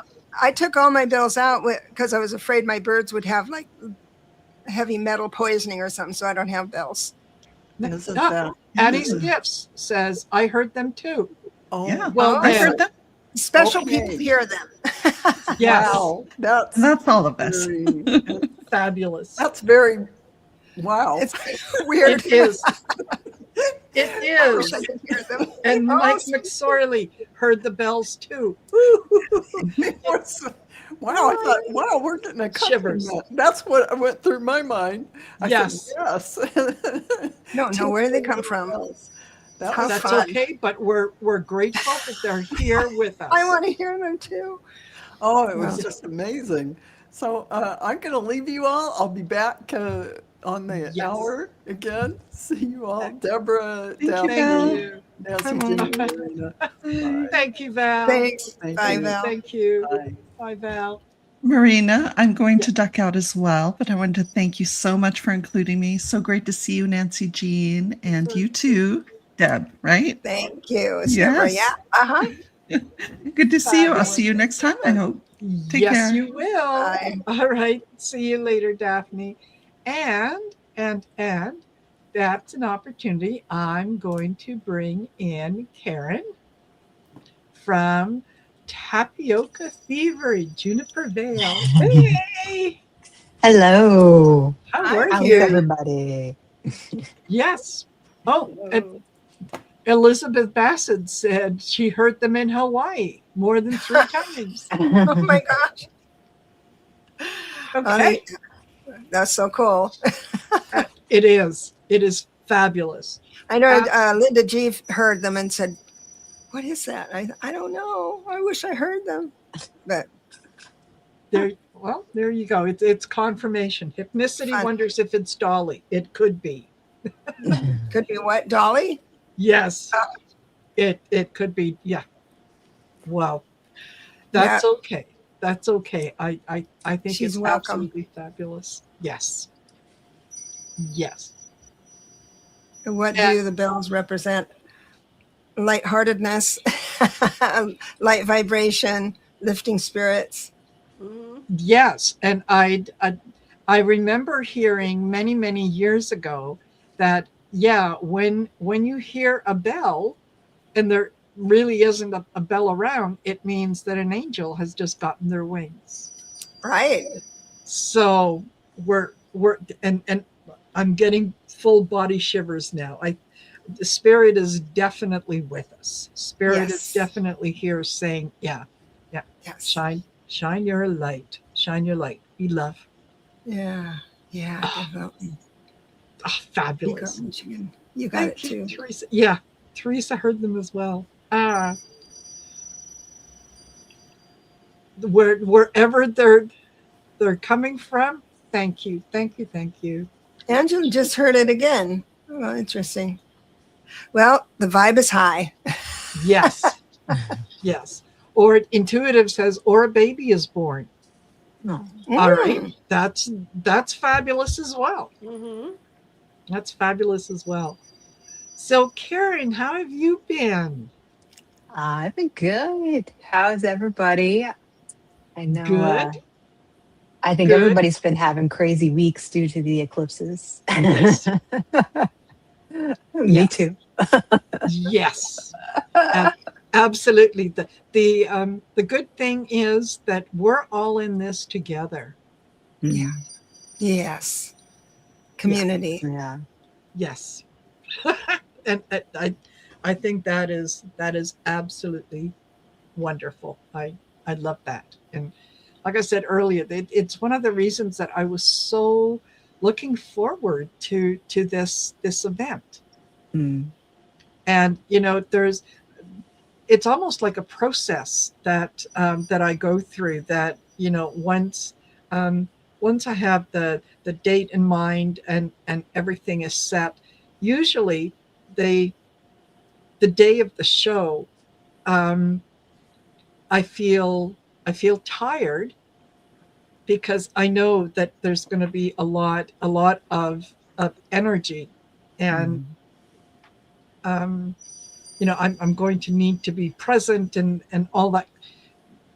But today wasn't like that. Today was just so joyful, Oh, Mm-hmm. just Oh, joyful. So, hello, yeah. Jackie B and Marby Gangora. Nice to see you guys. So we were we were talking earlier, Karen, about what what makes you happy. What keeps your energy high? Yeah, I was listening and I do agree about comedy. I've always loved stand-up comedy. Like, it's yes. my favorite. Yeah. Yes, I I think as a kid I watched Comedy Central more than I watched like Nickelodeon. Like yes, it's like I love comedy and I still do, on YouTube, you can there's a lot of really great stand-up comics even that they put everything on YouTube and they have live mhm, streaming. So it's like 24/7 stand-up comedy. So yes, for me that is I think a very quick way to feel a lot better if Yeah. something is like going wrong for me or it's just been a stressful day. um and then I think just in general, it's really interesting since I started doing tarot is that after I do a reading I have so much energy, like I'm so excited. And I'm like, I have all this energy and it's like 10 o'clock at night, I can't go to bed, I want to I want to do like a yes, million things, I can't. you know so That's I mean, cool. yeah. I agree with you because I people will say to me, "Well, why don't you do evening readings?" Like I'll be up till midnight tonight after talking with all this lovely energy. When I Mm. used to read at parties and would get home at midnight, I'd be up till 2, Yeah. yes, which is not good. But yeah, you get the energy starts running through you, And you have to I had to find ways to wind down. Yeah. Yeah, Yeah, that's true. yeah, That's true. totally. And have you guys noticed that with this particular eclipse, that it's like your spidey senses have been heightened? Mm. Yeah, I've been kind of jittery about that because Mm-hmm. Mhm. even the bells that you guys are hearing, I haven't heard people say they had heard them in probably weeks. And I've been online, but Yeah. nobody in the chat says it. But tonight they came on. Yes. Yeah. Hmm. And I'm still hearing them Mm, intermittently. So Mhm. it's okay. good. I'm, yeah, I'm totally on board with them. So Vicky here. that's fabulous. Wherever it's coming from, I thank you, thank you, thank you. Yeah. Yeah, my So, my husband and I, we both noticed. I think I'll say Friday. I think it was. We both noticed that we were like, we felt very relaxed, but then we also kind of felt like there was something we were supposed to do. And like oh, it was both in our head, and I was like, I wondered if it had to do with like the eclipse being over. It's like there's so much energy. You feel like you're supposed to be doing something, but at the same time, there's this feeling of, even though, like right now for me at work, there's a lot of stress. I work in Mm. higher education. So the school year's starting, like next week, the kids are moving in. It's like a big deal. But there was this like relaxation that came over starting this mhm. weekend. And it was like, oh, it's nice. We've been going downtown and just walking around. And the weather is Nice. nice. And it's just like, Yes. oh, this is really nice. Yep. What do you So, teach? well, I don't teach. So I Oh, work in IT. So okay. um we're part of the help desk, and I help to manage people who work on the help desk overnights. So Oh, a so lot of you're my really people are. smart. You're really smart. What's your number? What's your Hope number when I so. try? Yeah. Yeah. Tech, techie Wow. Yeah. person. Yeah. Karen, you'll I used to appreciate I it. used to teach physics labs. So I Oh, used to do like the physics labs, but then I moved over to IT. So yeah, my daughter yeah. works at she works at a major university here. It's part of the Texas system. Mm, And she's like a business manager for all the systems. She works with a lot of your people. She buys the IT stuff that all of the mm, systems use and stuff. Well, I don't know what school system you're in, but their fiscal year starts September 1. So oh. on the day of the eclipse, they cut off her button. She can't go check anything. She can't Oh. touch anything in finance. If all your paperwork wasn't in and everything wasn't where it's supposed to be, it don't come off. You know that. They lock everything down while they Yeah. balance the books. And that's what she works from home a lot. And she came down, she said, well, they cut my button off. I said, just in time for the eclipse. You missed a bullet. Yes. Yeah. Oh boy. Ab- Yeah. absolutely. And Angelina, thank you for that reminder. Yes, please, please, you guys don't forget to like, share, and subscribe. And I do have everybody that is going to be joining me on the show. I do have their contact information in the description of the video. So make sure that you go over to their channels and subscribe to them as well. This community has so much wisdom, so much knowledge that, yeah, tune in. Even if you go to someone's channel, you don't necessarily have to chat with anyone if you don't want to. Just listen to what is being said, Hmm. absorb what is being said, allow yourself to think about what is being said, and you're kind of going to learn by osmosis, really. Yeah. Hmm. So yeah, absolutely, absolutely do that, and click the all in the notifications. That way you'll get notified whenever they're dropping a video, doing a show, whatnot. Because if you don't, if you think that you're going to set it to personalize, it doesn't mean that you get to personalize it. It means that someone else is going to decide what's personalized Some going to little mean to AI you. bot, some little Yeah. Yeah. AI mind. Do you know that this is the first month that more than that we're we're at 50-50%. 50% of the YouTube information is being provided by real people, and 50% of it is bots. Mm. Yes. You It's mean the AI. shows, Yeah. Nancy? The The shows, shows? yeah, and the talking behind them and the Mm. presentation, and there's even some presenters. Like I quit watching a certain Joe Dispenza channel because it was a mechanical Joe Dispenza. It wasn't real Yeah, Joe Dispenza. I've caught that Wow. too. Yeah. Yeah, and there's anyway. So, um, and I have my own feelings about AI, which I will not share publicly because I want to stay on the channel. Um, Yeah. but Yeah. you know, there if you there's a very knowledgeable physicist that I follow, and he said you can use AI to check your grammar and do this stuff, but he said if you give it an idea, go back and go through it line by line, because he said sometimes I get as much as 80% of my stuff correct, but they will go in and make changes on Hmm. information you put in there. So if you tie in, Oh, and I've talked to some astrologers about this, they are not happy because AI really can screw with that. And what you need to do is go find real warm-blooded astrologers that if you cut them, they'll bleed. Those are the ones you want to talk to because Yes. Yeah.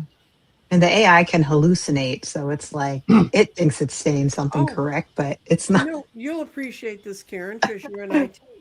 Apparently in AI they have a thing where you can staple documents together.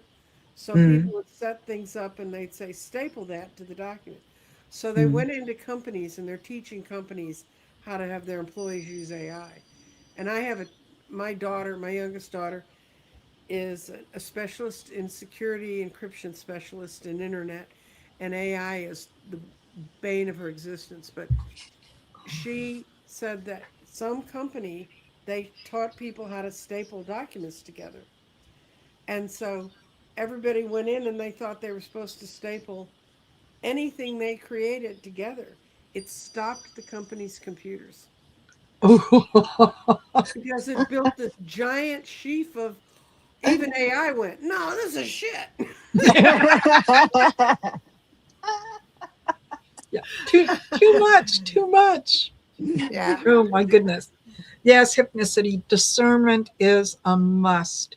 And Yeah. it's, Mhm. I sometimes think that when when everything is revamped and we look at the education system, that is going to be one of those things that we're going to need to pay attention to in the future and make sure that it's included in future education, not along with the importance of history, but discernment. Yeah. Hmm. How do you use discernment? What it means? Uh, how do you research? All that kind of Yeah. stuff, because there's a lot of people who have lost that ability.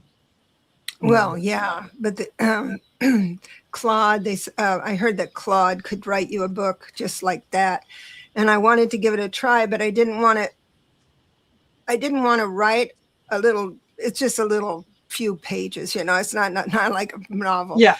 Wanted to have it write a book in my voice. I did all the parameters and all.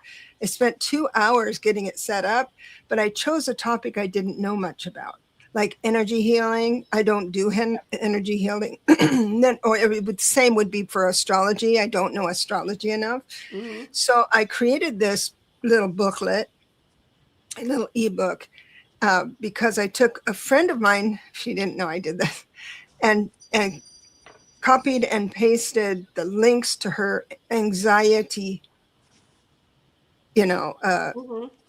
lessons on her channel, Hmm. and it wrote this really cool book. Well, I said, "Oh, I took the liberty of writing a book," and she did. She liked the book, but she said so many of the points, like the quotes, Mm-hmm. from a certain person never happened, or the quote was wrong, Yes. Mm. and the links that the citations were wrong, but not just a little, Mhm. No, a lot. a So lot. if someone Yes. doesn't know the topic, that's going to be Yes. information baloney out there. Yeah. Yeah. Totally. There's uh, the one that comes to mind right away is Marie Antoinette never said, "Let them eat cake." I know Yeah. our mind grabbed onto it, and it just became It's like in Star Wars, he doesn't say, "Luke, I'm your father," Right. Yeah. when he What cuts does he his arm off. say? Something else, but it's not, "Luke, I'm your father." Yeah. Oh, interesting. I've heard it. I've actually heard it. Yeah. Yes. Wow. Yep. You know. And And, it's amazing how many things that we attribute to people or that we Mhm. repeat and give attribution to people, they they never said it, Yeah. or they didn't they didn't say it in the words that are being used now. it Yeah. was it was something different. And sometimes you change punctuation or you change a word and it literally changes the meaning and the Mhm. context of what it is that you're repeating, yeah. Well, I know right? one of the telltale marks of AI reading, an AI voice reading to you, is the word LEAD. It's either lead or lead, and Yes. it Mhm. never gets it right. Yeah. And Yeah. also read and Yeah. read. Read and read Read and doesn't. read. Yes. Mm-hmm. Yeah. Mhm. Yeah. Yeah, Crazy. totally. I've heard that several times when if I'm watching videos and there someone is telling a story, and Mm-hmm. I've noticed it too with the pop-ups that come up, but amazing Amazon products that you can't live without, Oh right? yeah, Yeah. I've seen those. Yes, Well, yeah, and those are all artificial voices, and they're not yes, real people. And the other thing, they fixed it, but if you look at some of the earlier ones, they couldn't teach them to blink. yes, So how come Oh, they don't blink? Now they blink, and they blink inappropriately, and it's hard to explain when something gets blinked inappropriately, but yeah. You Yeah. notice it though. If you're watching for it, you notice it. mhm. yeah, but you know what's lucky about it? When we're like this, our real selves, not an Yeah, avatar, we're shows like this will win the day. I don't care what you produce. Um, Yes. and if you're vulnerable, if you misspell something, if you laugh in the wrong spot or something like that, that won't be flagged. So we've got something going for us. we're alive. Yes. Yes, that's Yeah, true. we're alive and we're Yeah. not afraid to make mistakes in public. Exactly. Exactly. So And I will tell you one thing they're doing now is,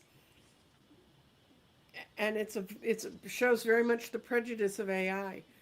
They're using a lot of Asians as the authoritative voices, like a lovely woman that's of some kind of Asian descent, or a lovely young man. I caught 3 or 4 medical informational tapes, and the reason Mhm. they do that is because it's harder for me as an Anglo to discern their facial expressions. yeah, Oh,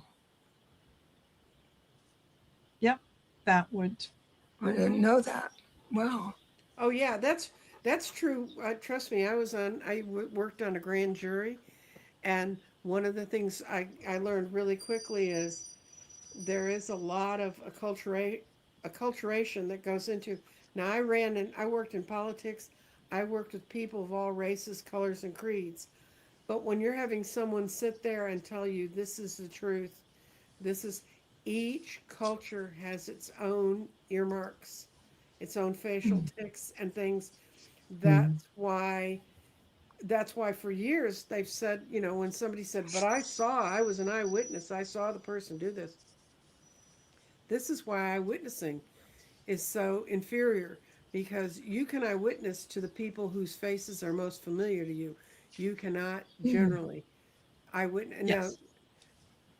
I can do better because I worked with a lot of minorities, but man, I saw it in Yes. when I was in grand jury with people, and they talk about how someone spoke about something, and I'm going, no, that was real. Oh no, that's not how we say it. Yeah. Hmm. So I never thought of it. I'm learning so much. Yeah. Wow. And There you you were on go. a grand jury. That's impressive. I was on Hmm. it twice. In Dallas, you used to know the day they were going to pick grand jury. You could show up and say, "I'd like to do that," and they paid you, they paid you. And it was when I was between knees, when my knees were sort of fixed and not sort of fixed, Yeah. and it was a good income. Mm. I mean, Wow. and they paid you for 3 months. I did Tuesday, Thursdays, and then another time I did Monday, Wednesday, Fridays. That's where I went to the DA and said, I'm going to blow the whistle on you unless you get it straightened out. We had a jury foreman in the first jury I was on who flat out said to the women in the jury room, women can't be raped. Oh my God. And you know what kind of cases we're hearing in the grand jury, Uh-huh. right? Yes. Oh, So, so God. I went to him and I went with two women DAs, and they told them the women DAs would come in with those cases, and they would point out the women in that room that were strong enough to tell his little ass that he wasn't going to say that anymore. Yes. So impressive. Everyone's got such good life stories. Hmm. No, I've just It's, lived to be 77. That's why. Wow. You build up a lot of them. but you Yeah. say, yeah, but you say yes to things. And that's the thing. Um, when you say yes, then life gives you opportunities. Oh I yeah, never dreamed you could just walk down in the morning and say, I want to be on there. I they know it's more changed than that. they changed the grand jury how it's done in Dallas. Now you have to be in the assigned jury pool, which is assigned out of voter reg and driver's licenses. You have to be in that community in order to get on grand jury. Trust me, I was on it twice, but there were people there who were grand jury professionals. I mean, Oh, that wow. was their Yes. job. And Hmm. some of them were lawyers who were defendants' lawyers, and so they were okay. And some of them were cops, and the cops weren't bad. They were retired cops. They understood the law at least. But there were Yeah. some that were there just to push their little wagon down the street, or worse yet, Mm. they didn't care. They just wanted to get that paycheck and go home. So Dallas now has a system where you have to be in the jury pool at that time in order to get considered, and then they will ask you, would you like to do this? But it's not a small commitment. It's several months of your life. I never got in the federal grand jury. I would have loved, there's some federal grand juries around me. I would have I loved. bet. I bet. They pay much better than the county. But yeah, it was fascinating. To me, it was just fascinating to, and of course, they, the jurors knew, the jurors that served with me, they knew I was, they knew I was a psychic medium because I used to read cards in a bar, and they, um, they gave us the opportunity. They'd redone part of the jail. They put a hospital unit on the jail, the county jail, and they gave us a chance. And so I thought I was just going to go get a tour of the new hospital unit. And trust me, this is one gorgeous hospital unit. If you got sick, you want to be in this hospital unit. But what it saved the county was if someone had to go to a hospital, they used to have to send two sheriff's officers. Mm. Yes. This has nothing to do with everybody's psychic development, but anyway, we were walking, so they said, "Oh, let's go see upstairs. Let's go see." And so we went up and we're visiting the jails, which I had not intended on doing. And I was standing there, and they were bragging about how low their suicide rate is in the jail. And I was standing there looking down at my hands, and it's like they'd gone Las Vegas. It's like lights were passing through my fingers, and I could feel something was trying to get into me. And I knew it was someone who had committed suicide, and their spirit is in the hallway we're in. And this woman was standing next to me who'd been on the jury with me, and she said, "Do you do that often?" No, for real, it's the first time I'd ever seen it happen on my hands, and I said, "We need to get the hell out of here." Yeah. Yeah. So they took us. I said, "I don't want to see another piece of jail. I just want to get out of here." We went down, and I had brought in lavender soap and another healing soap, and I kept it in the bathroom that was for the grand jury, so that if we had someone come in through the door that testified to us, I could go wash the energy off. And I went down there and I scrubbed my elbows up to my elbows. And the woman said to me later, she was a retired mail carrier, and she said, "I've never seen." She said, "I've had friends tell me about things happening to them, and I never really believed that could happen." But she said, "I think I'm going to listen to them a little more closely." And I said, "Well, trust me, I do not usually light up like a Los Angeles Yes. on one side." Yeah. Yeah. Wow. Wow. Yeah. Totally. Yeah. It. There are so many fascinating and interesting things in life um, that we know so little about. Mm-hmm. It occurred to me, I was watching a program the other day that was talking about visiting the pyramids, the Istanbul, Mm-hmm. and someplace else, and all the things that had been created, um, and that were there, that physical things. And I thought, if we look back at the last 150 years of the, you know modern history or whatnot, Mm-hmm. what have we really accomplished? What have we really um, done that 2,000 years from now people would look back on and say, in 2026, this Yeah, but this is what happened. you were saying 150 years, I remember, what about the iron? What about I mean, the Yes. microwave, there's so much, but it happened really fast. And I believe it was because, you know, the 30s and 40s with UFOs and stuff. And Yes. I just learned that I am 2 degrees from someone who worked at Area 51. I'm working on him. I know, I'm working on him. But Nice. I know it's pretty exciting. But Yeah. and there's a documentary called S4 Bob Lazar story. Yes. It's very good, and I had to watch it. I'm going to watch it a third time because there's so much I missed, Mm-hmm. and it's just incredible. Karen, do you do any of the UFOs? I don't really know you and your work. Do you do UFOs or mediumship? And Well, right now, I guess you could say I've been doing tarot cards for like a year. So I like to do political that's good. readings, current event readings.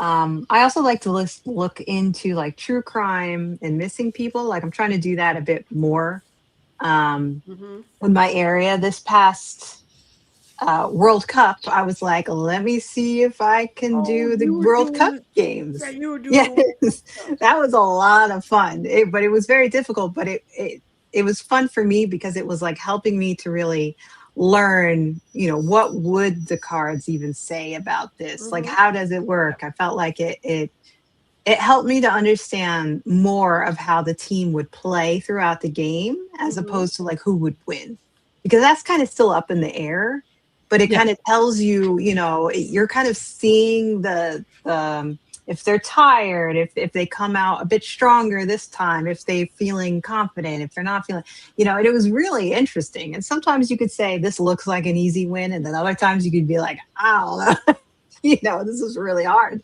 because so many things can affect it. But that was a lot of fun because I can't remember now how many games there were, because there were a lot more games this year than any other year for the World Cup. Yes.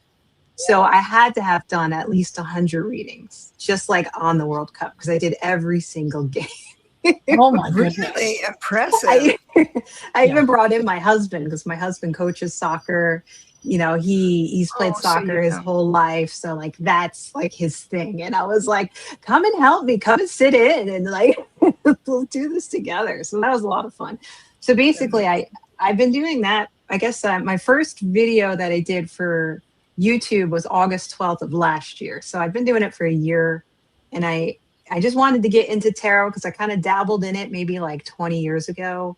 And it was Yeah. something my grandma did as well, and my mom kind of did. So I was Mhm. like, let me get into this again because it's just a lot of fun. Like I do enjoy Yes, it so much, it right? is.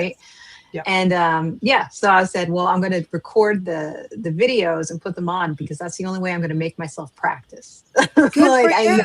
I Yeah. know me, and I know that I would have to do that. And even Mhm. before physics, I had a background in like film production, and like so I knew how Mm. to edit, and I know how to do all those things. Like I Oh, did good. a bit of that. So I was like, well, all right, I know how to do a bunch of this stuff. Let me use it again because it's like, I don't feel like I do much creative stuff anymore when I'm at work.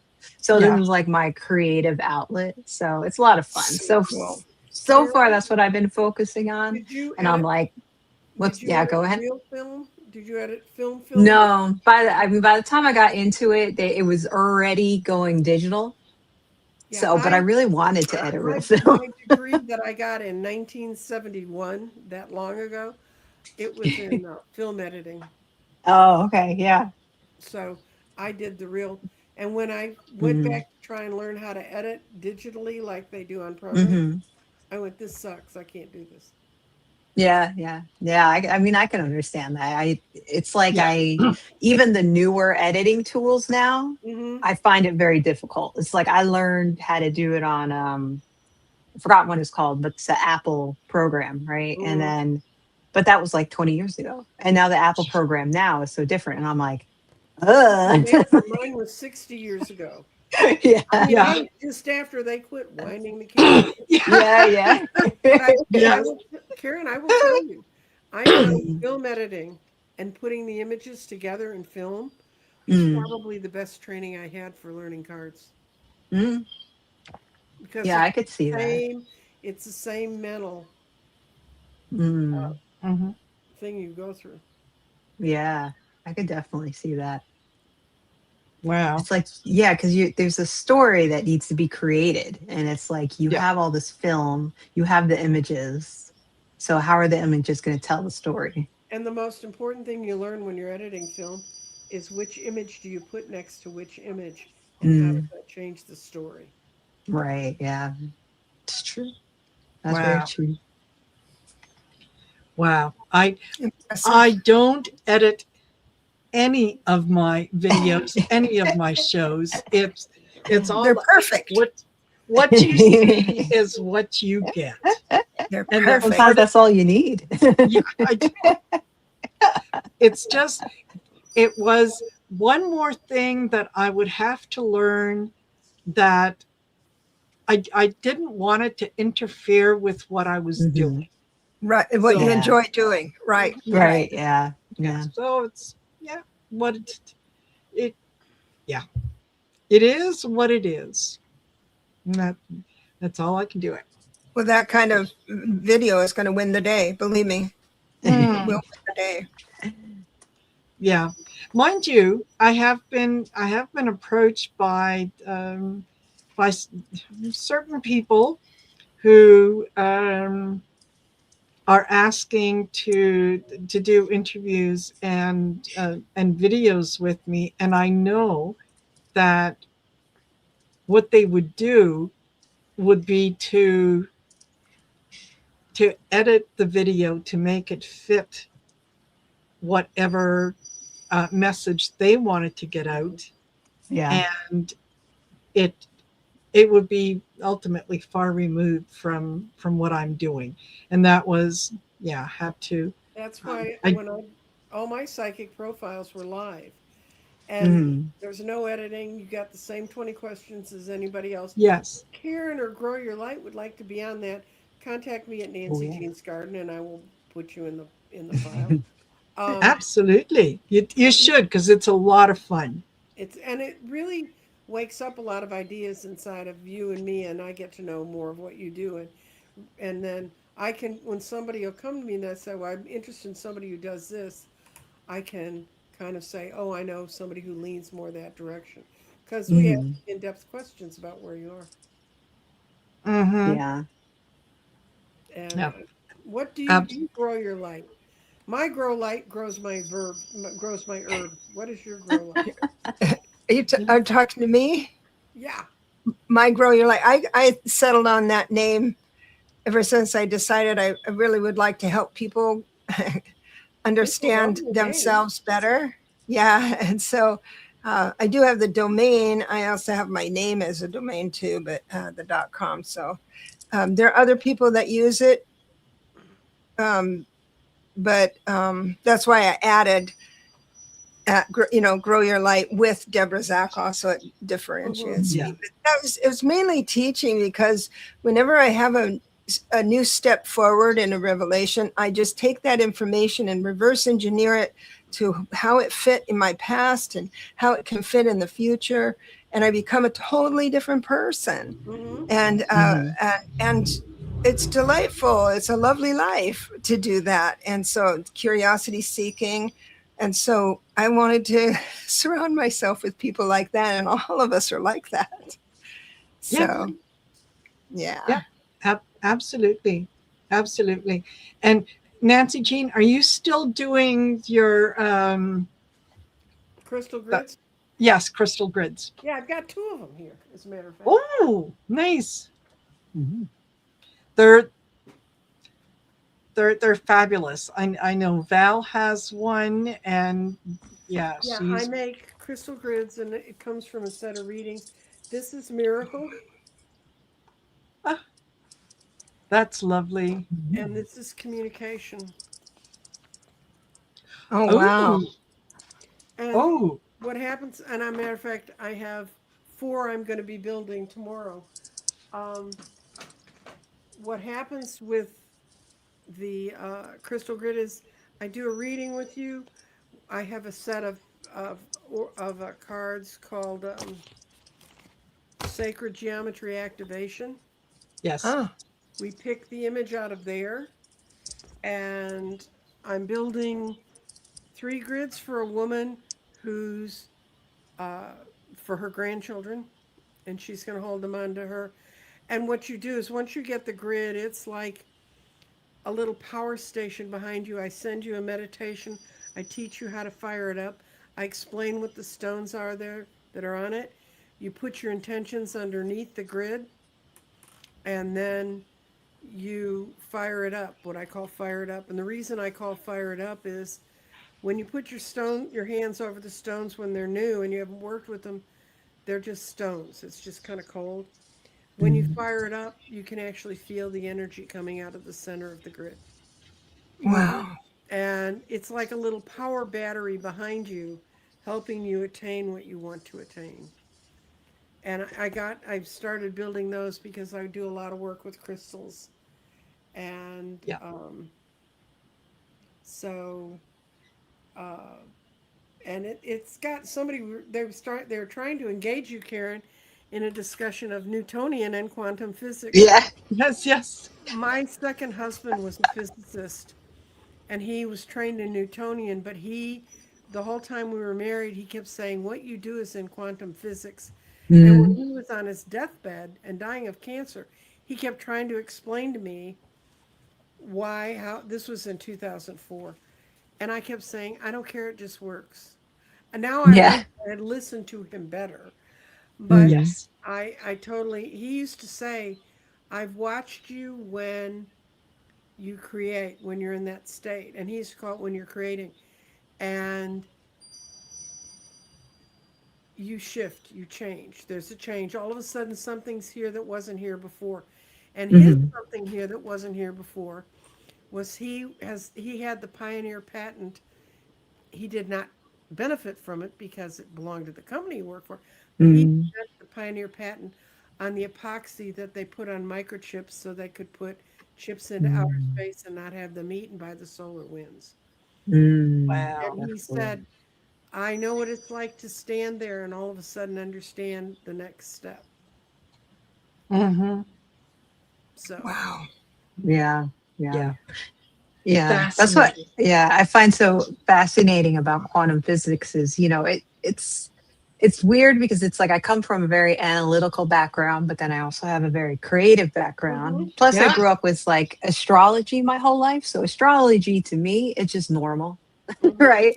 Whereas, but I would never bring that up in physics. Like I would never bring that up Yeah. because you don't know, next thing you know, nobody's going to want to talk to you anymore because if you say it to the wrong person, they will automatically be like, well, that doesn't exist because the gravity of Mars is not strong enough to affect us on Earth. Uh-huh. And it's like, yeah, I understand that. Like I Yes. know through the Newtonian physics that of course it's not. Like I understand the strength, but that doesn't mean that's what astrology relies on. There's Like you're little assuming that it has to be Yes. gravity, but holes. it could be anything because there's a whole bunch of physics that we know nothing about. Well, You you know know what I that mean? this Exactly. astrologer's wife snuck in to a physics convention with a physicist, and she got the birth date and birth times Mm. of the majority of people that were at the conference, and then she drew up their charts, and they had all these incredible similarities. Mm. Oh, So, yeah, wow. Bill was a big proponent of the brother and I came from. Of course, Bill was born in 1931, so he'd be old Yeah. now.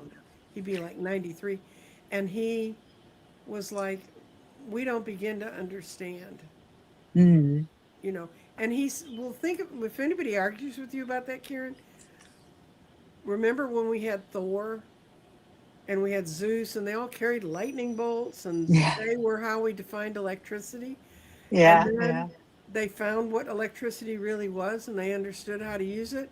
And all of a sudden, Thor and Zeus just became footnotes in the Right. Uh-huh. temple somewhere. Yeah. Yeah. Yeah.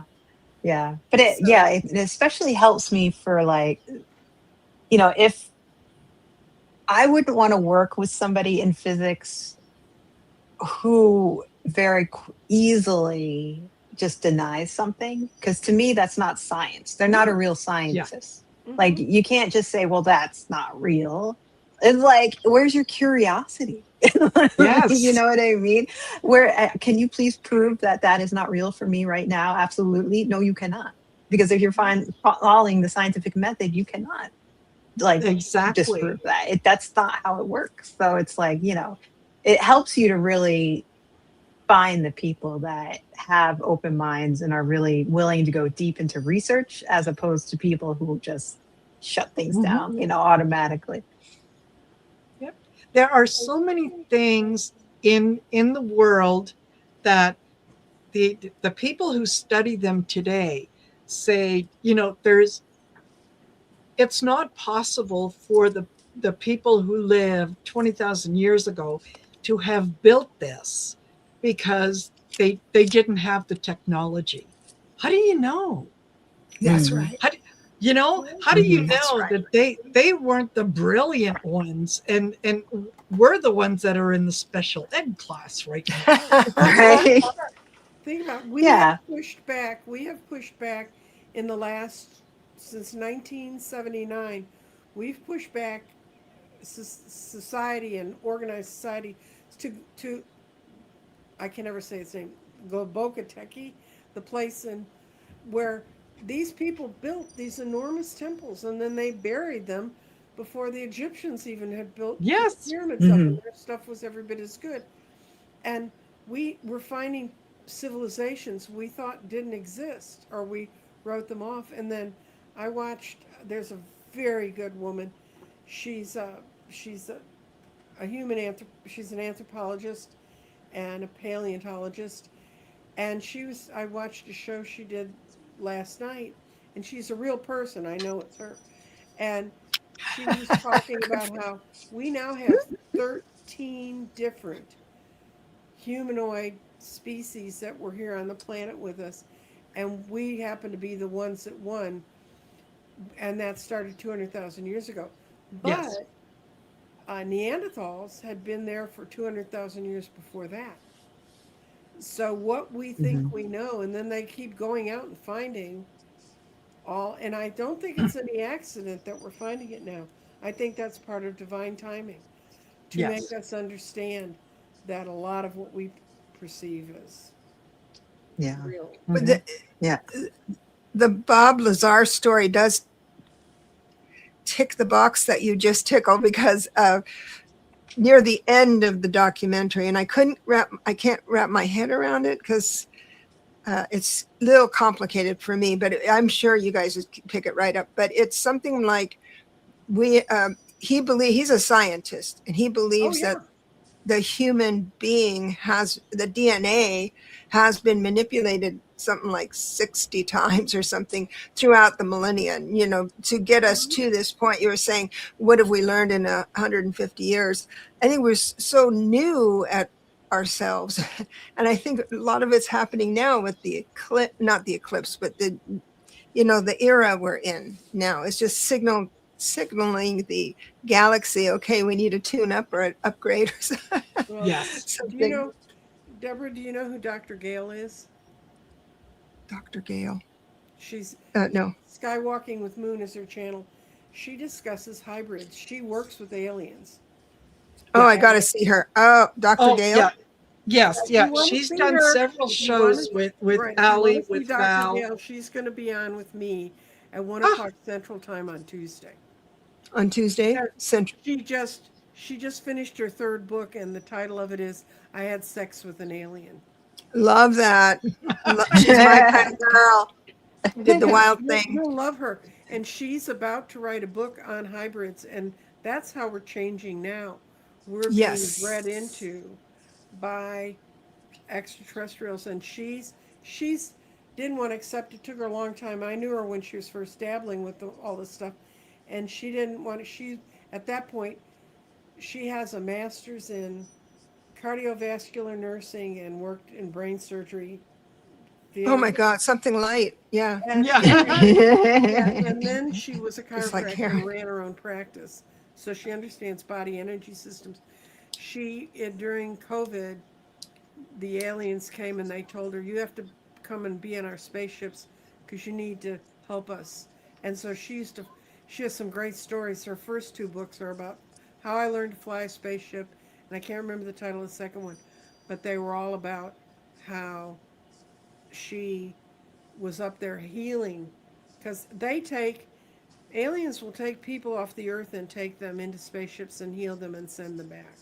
Yeah, Yeah, I have heard of that. And yeah, they're what's the doing a name of whole her lot. channel? Skywalking with Moon, Skywalking. Okay. and yeah, she's going to be on with me Tuesday. We're going to talk about her new book and her other stuff. I've known her since she first got into the. Actually, I found her because I was with a group of psychics, and we were all connected, but we weren't in the same class. Anyway, an alien had come in, a predator, and it had planted an implant on someone, and it was trying to implant out, and everybody else that was part of the circle had had had bad illnesses and horrible things happen to them, but it went right past me. But it didn't exactly go right past me. It hit both my kids, as my kids pointed out. That weekend, one of them, yeah, Rossi just put Dr. Gale's book up. Um, Thanks, Russ. and my youngest went out and got so drunk, and she can hold her liquor, but she really got so drunk she went out and walked into a telephone pole, and ended up in an emergency room. And my my daughter, my oldest daughter, Casey, she had gotten just all of a sudden got sick out of nowhere, and they said, "It didn't get you, Mom. It couldn't get to you, so it made us sick." It was the same weekend. So I knew Dr. Gale knew a lot about implants. So I called her up and I put her in touch with the other psychics that had been affected by this. And she went in, she immediately found the alien, and she did what she can do to get them cast off the planet and got it sent away. I think that's the one that they turned into a rose and sent it off into space. But then she went around to each of the people to clear the implants. In clearing implants, and I don't know that she does that much work anymore, but she helped two of my closest friends get past horrible things that had happened to them and help them understand what it was in their life, change their lives. So, Yeah. I Wow. mean, that's why, as weird as what I do is, I kind of roll my eyes to the back of my head and go, "Oh my God, we're talking about aliens," but not anymore.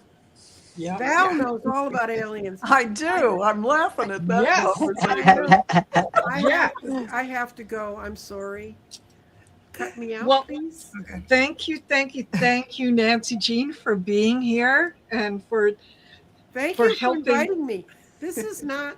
This is everybody else's. They've been here before. This was not. This was my first time. Oh, Oh no, you've been here before. Was I here before? Okay. Yes, I yes, you were. didn't register. But but this is the funnest one. This is the yes, funnest one. Yeah. yes. Please, you too, Karen and Yeah. Deborah, please contact me. I'd love to have you on Psychic Profiles. Okay. Oh, thank you so much. I will. Absolutely. Thank you. All right. Bye. I'm Thank you, gonna leave. Nancy Jean. Bye for now. Oh, fabulous. I didn't know you were alien, Val. Oh, well, I'm in I'm Dr. impressed. Gale's book. You what? Her new book, Dr. Gale, Skywalking with Moon, has this all about alien series. Oh, Yeah, and if you I gotta haven't, get that. yeah, it's on Amazon in case anybody wants to get the series. But yeah, Yeah. yeah, in her latest book, So I Slept with an Alien. It's not what you think. Well, let me sit with what I think. Let me sit Yeah, with that yeah. for a little while. Yes. Don't interrupt me. Oh gosh. I wonder if the same line works in outer space. Hey, sailor, you looking for a good time? Star Sailor. You gotta say Star Sailor. Or Star Sailor? Yeah. The method might be a little different between species. So, Oh, perfect. Yeah. All righty. Okay, Val. I'm gonna refill my water. I will be back, but I'm going to let you do your thing, and I will be listening every step of the way. okay, great. All right. All Be right. right back. Thank All right. you. So, everyone, I take a nice deep breath in through your nose. Visualize that beautiful white light filling your heart as you do. And on the out breath through your mouth, visualize your light going through your body and into the room you're in, and all the way out into uh, across the world. And on the next in breath, breathe in, visualize that light filling your heart breathe in through your nose.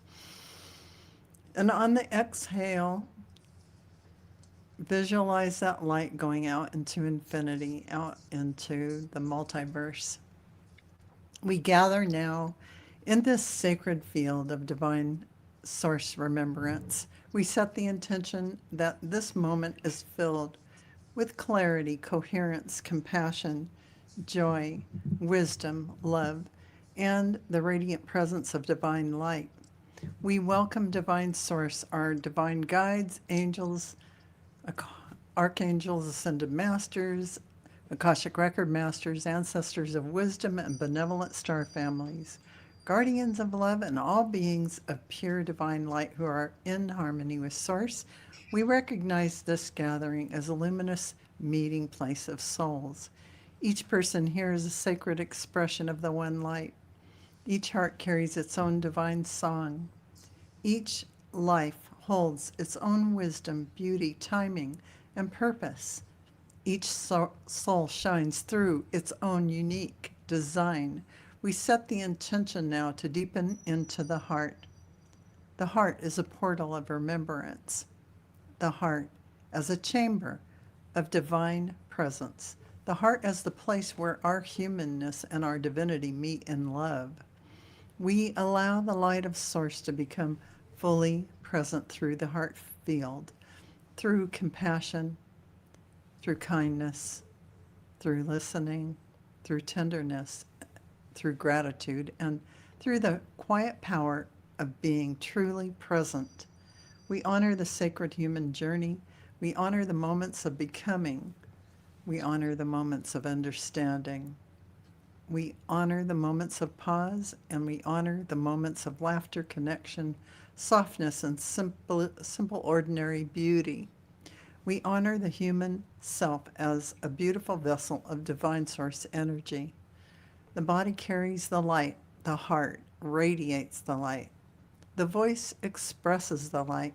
The hands extend the light. The presence anchors the light. The life becomes a living blessing.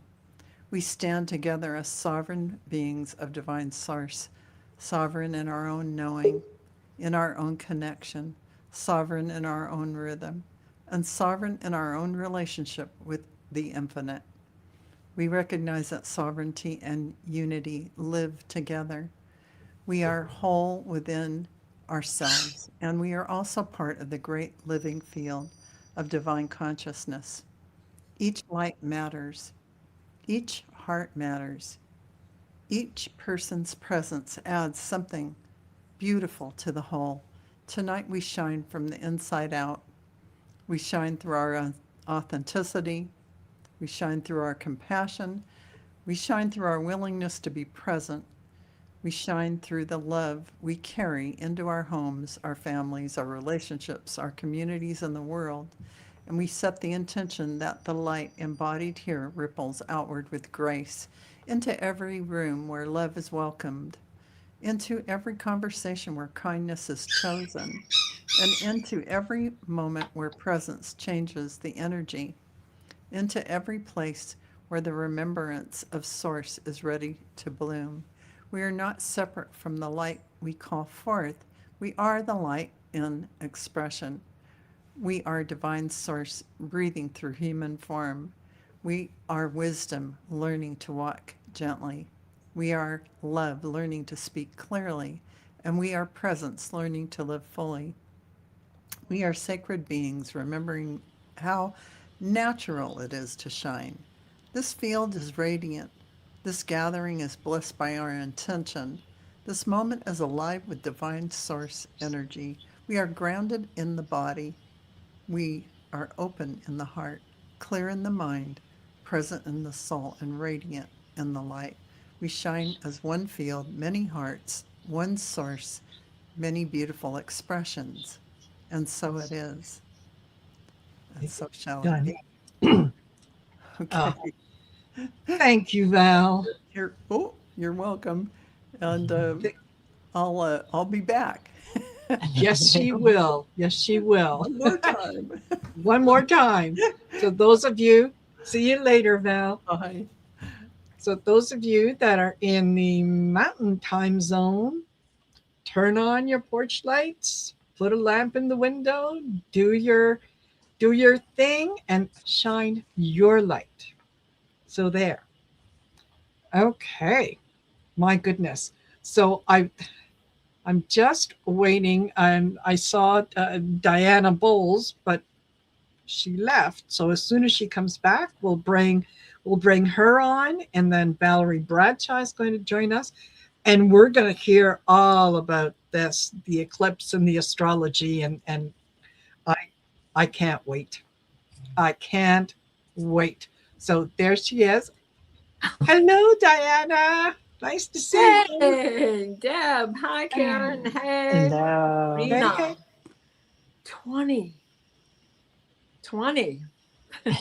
Oh, to be 20 again. 20. I know. It's never, I could never have conceived that we would do this many shows.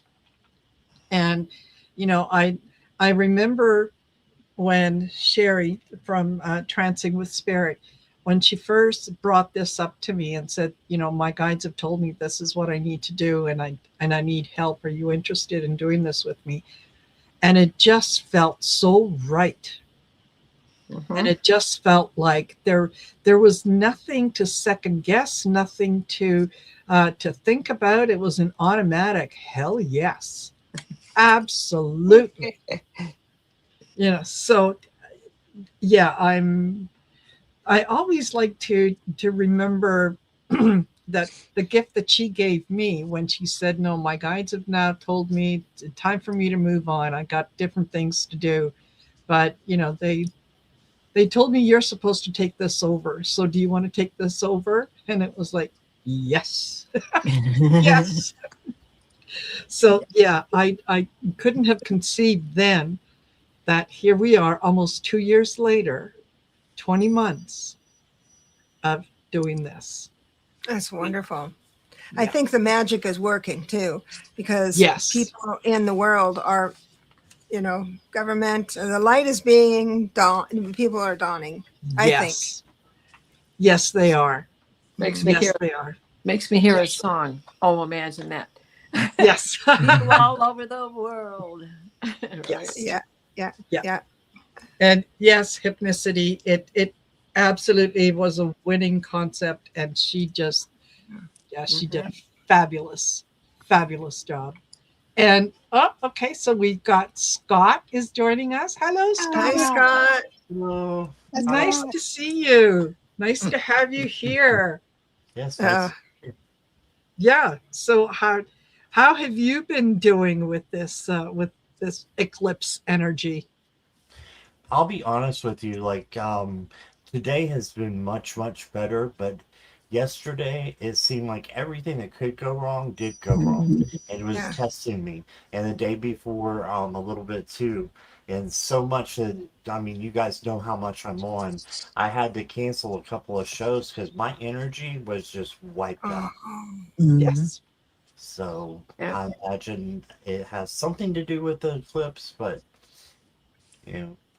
it's much better today. That's the important thing. Yes. That's good. Yeah. Good. A lot to do with the eclipse. Normally, I feel it a little, but this time around, this was a doozy. It was. From before the 12th when that eclipse started to yesterday, it kicked my butt. Yeah. It kicked my butt. But there was also, I have to say that there was also some positive things in that, one of the things I learned or relearned or remembered was just go with the flow. Just go with the flow. Whatever feels right at this particular moment, that's what I'm doing. Yeah. So, Oh, yeah. The Schumann resonance was right along with it because it was picking everything up so Yes. much. There wasn't a time hop, but there was just so much full Yes. spectrum white light energy. I didn't go to sleep till 3:00 in the morning this morning, and so this day has been a waste for me. Yes. Wow. Yeah, I did. I found my my sleep was interrupted, and Friday morning, the wee hours of Friday morning, I woke up out of a sound sleep and ran into the bathroom because I was sick. Oh no. And the thing that first popped into my head was something needed to be released. Something needed That's to so go. holistic. Yeah. Yes. Oh, yeah. Alrighty then. Oh, Yeah. hell yeah. That's great. Absolutely. So, yeah, reminded me of my sister when she first started. And my sister is also a tarot reader and is very psychically in tune. And when she was younger, she would get those times where something would set her off, and she would just have to purge. Yes, thank you, hypnicity. And it was something had to go. Something had to be released. It's like I ate too much yesterday, and yet I didn't. I just yesterday's last meal of the day is still sitting. I'm like, oh, when is this gonna go away? You had too much. I think I just had too much protein at one time. Not used to that. Yeah, could be. could be. Are you fine after that, Marina? Yes. Just fine. Just Yeah. Yeah. Just yeah. Fine.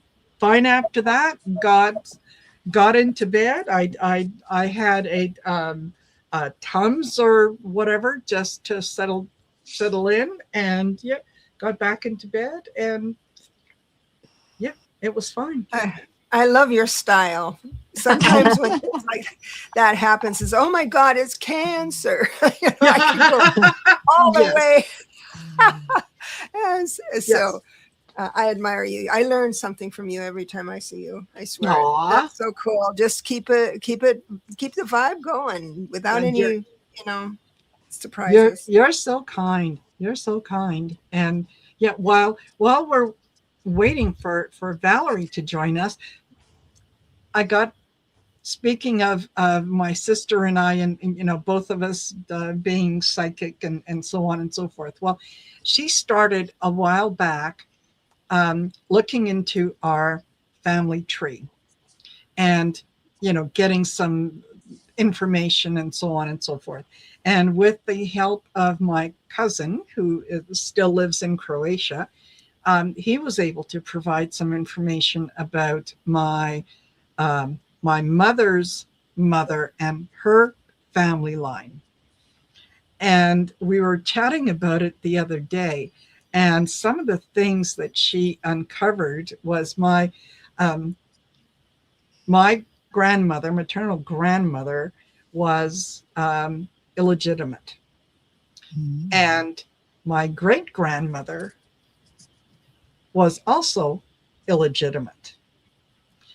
And what we've been able to sort of piece together is the um, the history of the gypsies that were kind of in that part of the world, in Croatia, in Hungary, in Bulgaria, and so on, and the dates and that kind of stuff was that, yeah, my grandmother, um, we suspect that based on the place that she was born and when she was born, that her father would have been a gypsy, that he Oh, would have, yeah, that he was, he had something to do with the horses and selling the um, horses and whatnot to the landed gentry and whatnot. And that was, I didn't realize it, but that was one of the things that, um, you know, some of the gypsies were, um, they were known for. And the gentry worked with them because they were like horse whisperers. They knew a lot of that. You know, So it just it just kind of put some of the pieces together. I'm hoping to get some more information and see if we can't narrow down at least a little more information about that. But both of us said, well, it's no wonder. It's no wonder. And I remember my well, when my sister first started out and doing readings and whatnot, and she set up an email, um, and she called herself Gypsy Girl Mm. and didn't understand why, but you know, she said it just felt right. And whenever she would bring it up to our mother, to you know, gypsies, Mom always got terribly upset. I said, no, you don't come from gypsies. Don't mention gypsies. It's not gypsies. oh Well, yes, we do. turns out. So Well, yeah. you are reminding me that I did an Akashic reading for someone, Yes. and they were the horse dealer who was a gypsy. Yes. Now, if I could tell you who that was, because it's been a year and a half, maybe 2 years since that reading, that might be a family member. You never know.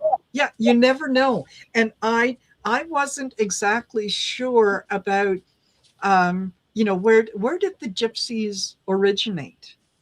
You know, where did they come from? Well, they came from in originally from a part of India and Pakistan. And they kind of moved west and moved south, and there, yeah, went through the Carpathian Mountains and all that. But it fits. It just fits. And I'm the lightest one, skin wise, in my family. The rest are a little darker than I am. So I think I got my whiteness from my dad's side of the family, because he was the whitest white man I'd ever seen in my life. But your features are not are gypsy. Now that you say that, I grew up in Detroit. We have a lot of gypsy. I'm Polish. We have a lot of gypsy. Yes. Yes. Yeah. Totally makes sense. It totally makes sense. So, Oh, I love that story. yeah. So fun. Yeah, it's lovely. So Diana, do you know, is she's coming. She said she's coming. okay. Well, you know what? I think I need to bow out. It's that time of night for my parrots. Oh, before they start screaming. But Karen, I'm going to email you. Sometimes my personal email goes into spam because I got something. I'm going to talk to you about something. Okay. All right, I'll email you. I'm glad your email was right there. All right, love you all. Thank you so much. Thank you, Deborah. Really enjoyed it. We'll see you later. Bye for now. Bye bye. Oh my gosh. So there. Yeah. Well, in the aftermath of this eclipse, I can tell you what today's got going on for it a little. Oh, please do. Right? We're still it's the nodes that are doing it. Okay, because the nodes are at 29 degrees of Aquarius, and we still have Estrella in Pisces, and so she's at 5 degrees. So they're still, I mean, the nodes, yeah, but Estrella is a powerful goddess. And where are we in this story that we have about my blessed Lake Ontario? Estrella is the goddess who she will not give up the fight for the underdog. She will not stop till the disenfranchised have gotten justice. And that's where she's at. And she is still throwing her bullets, right? And then we've got, let's see, I want to see where White Moon Selene is still in Virgo. She's at 23. There she is. And so she's if the moon had arms and legs, that's Selene. She's a benefic, but she is in a hurry. And her cart is either driven by horses, sometimes oxen, sometimes whales. But depending on what it is she's trying to take care of and fix. So we're still in that energy and still in that dropping what no longer serves our purpose, but this is it. This is what Valerie and I have been talking about for 5 years. This is it. Make no mistake. Yes. Hello, Valerie. Hi, darling. Nice to see you. Nice to see everybody. Hi. Hi. So, yeah, we've been chatting. So that had a lot to do with the hard energy of today, because they were closer.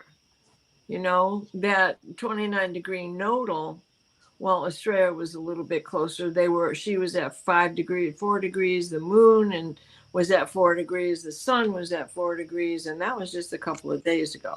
So, and this is something that we can expect to go on for another 30 days at least. Right. And then it's September 10th. That's the next big thing coming up. And that's the new moon. Uranus stations to go retrograde that day. Venus enters Mars. Venus enters Mars. Enters, what did I write down? Scorpio. And Mercury enters, he's at 0 degrees of Libra, and Venus is at 0 degrees of Scorpio, and then she's working on going retrograde this month in September. So, and so is Uranus on the 10th. Uranus stations to go retrograde. So that's going to be catch your breath while he stands still for a minute, because that's all the time we got. Wow. Oh boy, that's my husband's birthday. September Uranus is 10th. going to be on a roll. Yeah. It's gonna be an interesting fall for sure with that two Scorpios, Venus and Mercury retrograding in Scorpio, and it'll be over the election time too. Mm. That'll be Ah. Yeah, good. because she'll be there until November 13th. Yeah. She'll station direct on November 13th. So she'll be at 8 degrees of Scorpio when she does that. And I couldn't find the degrees at which she's going to station direct, and I didn't have time to do the math myself. So Yeah, I have it somewhere here, but that is pretty powerful. The day that they station direct on November 13th, they both do. yeah, Venus and Mercury, and Hecate is in play too. So there's that dark goddess. So I expect a lot of a lot more of the people standing up, speaking up for themselves by that time, because Scorpio will pull out the truth of whatever has gone on for that time of the election. But right now, we're in a really good energy. We have Saturn and Jupiter trining, and they're going to do that 3 times within the next year. And this is a good energy. This is like to get,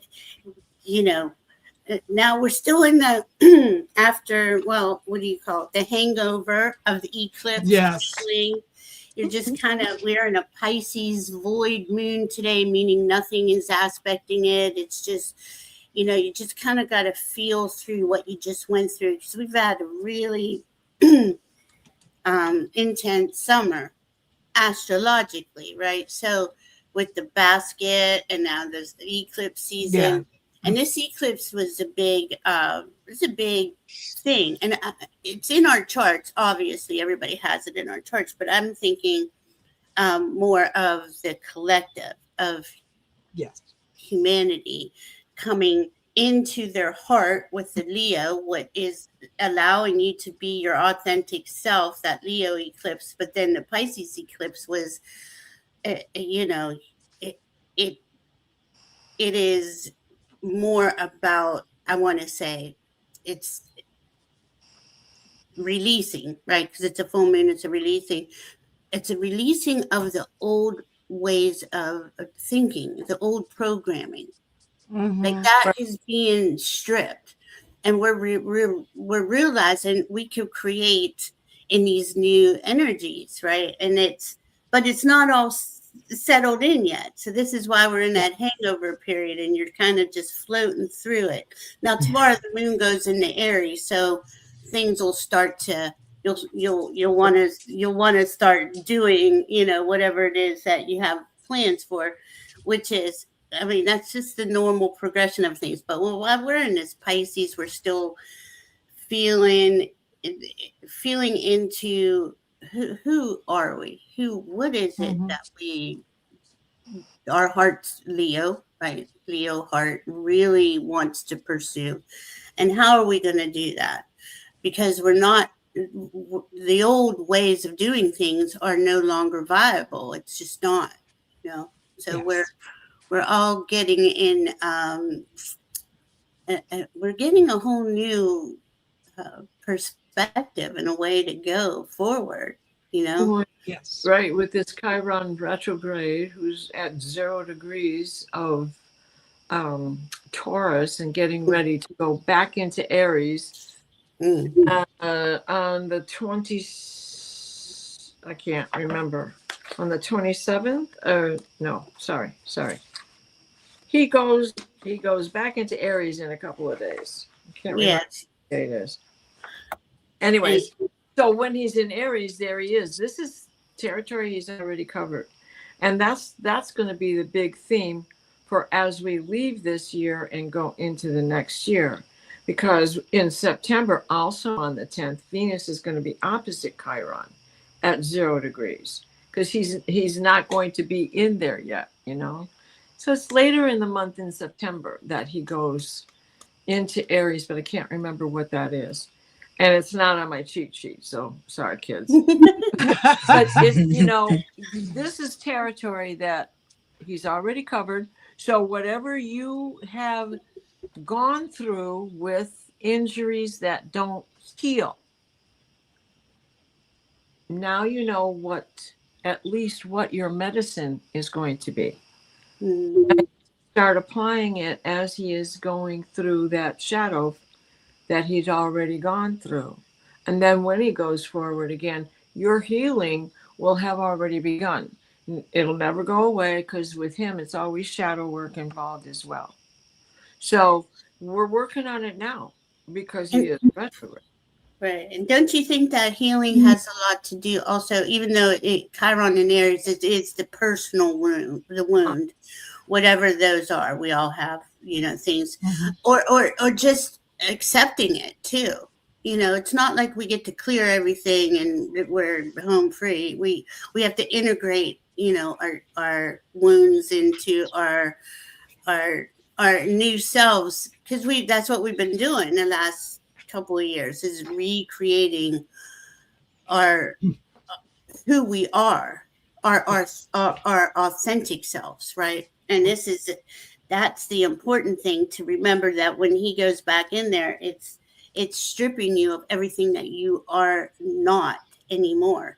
And that goes for beliefs, right? That goes for the beliefs of being in trying to do things from the old ways, the old programming, knowing that it was never in humanity's favor, and we're trying to figure out how do we create now? How do we go into this new frequency and make a new reality for all of us that we can all live in peace and harmony with? Now that's going to play out. I wish it would happen right now, but it's not. Right. Yeah. Well, it'll be the only traction that he's getting because he's 30 degrees away from Sedna in Gemini. So these are our two wounded children that are inside of us. So it is, we keep saying it is time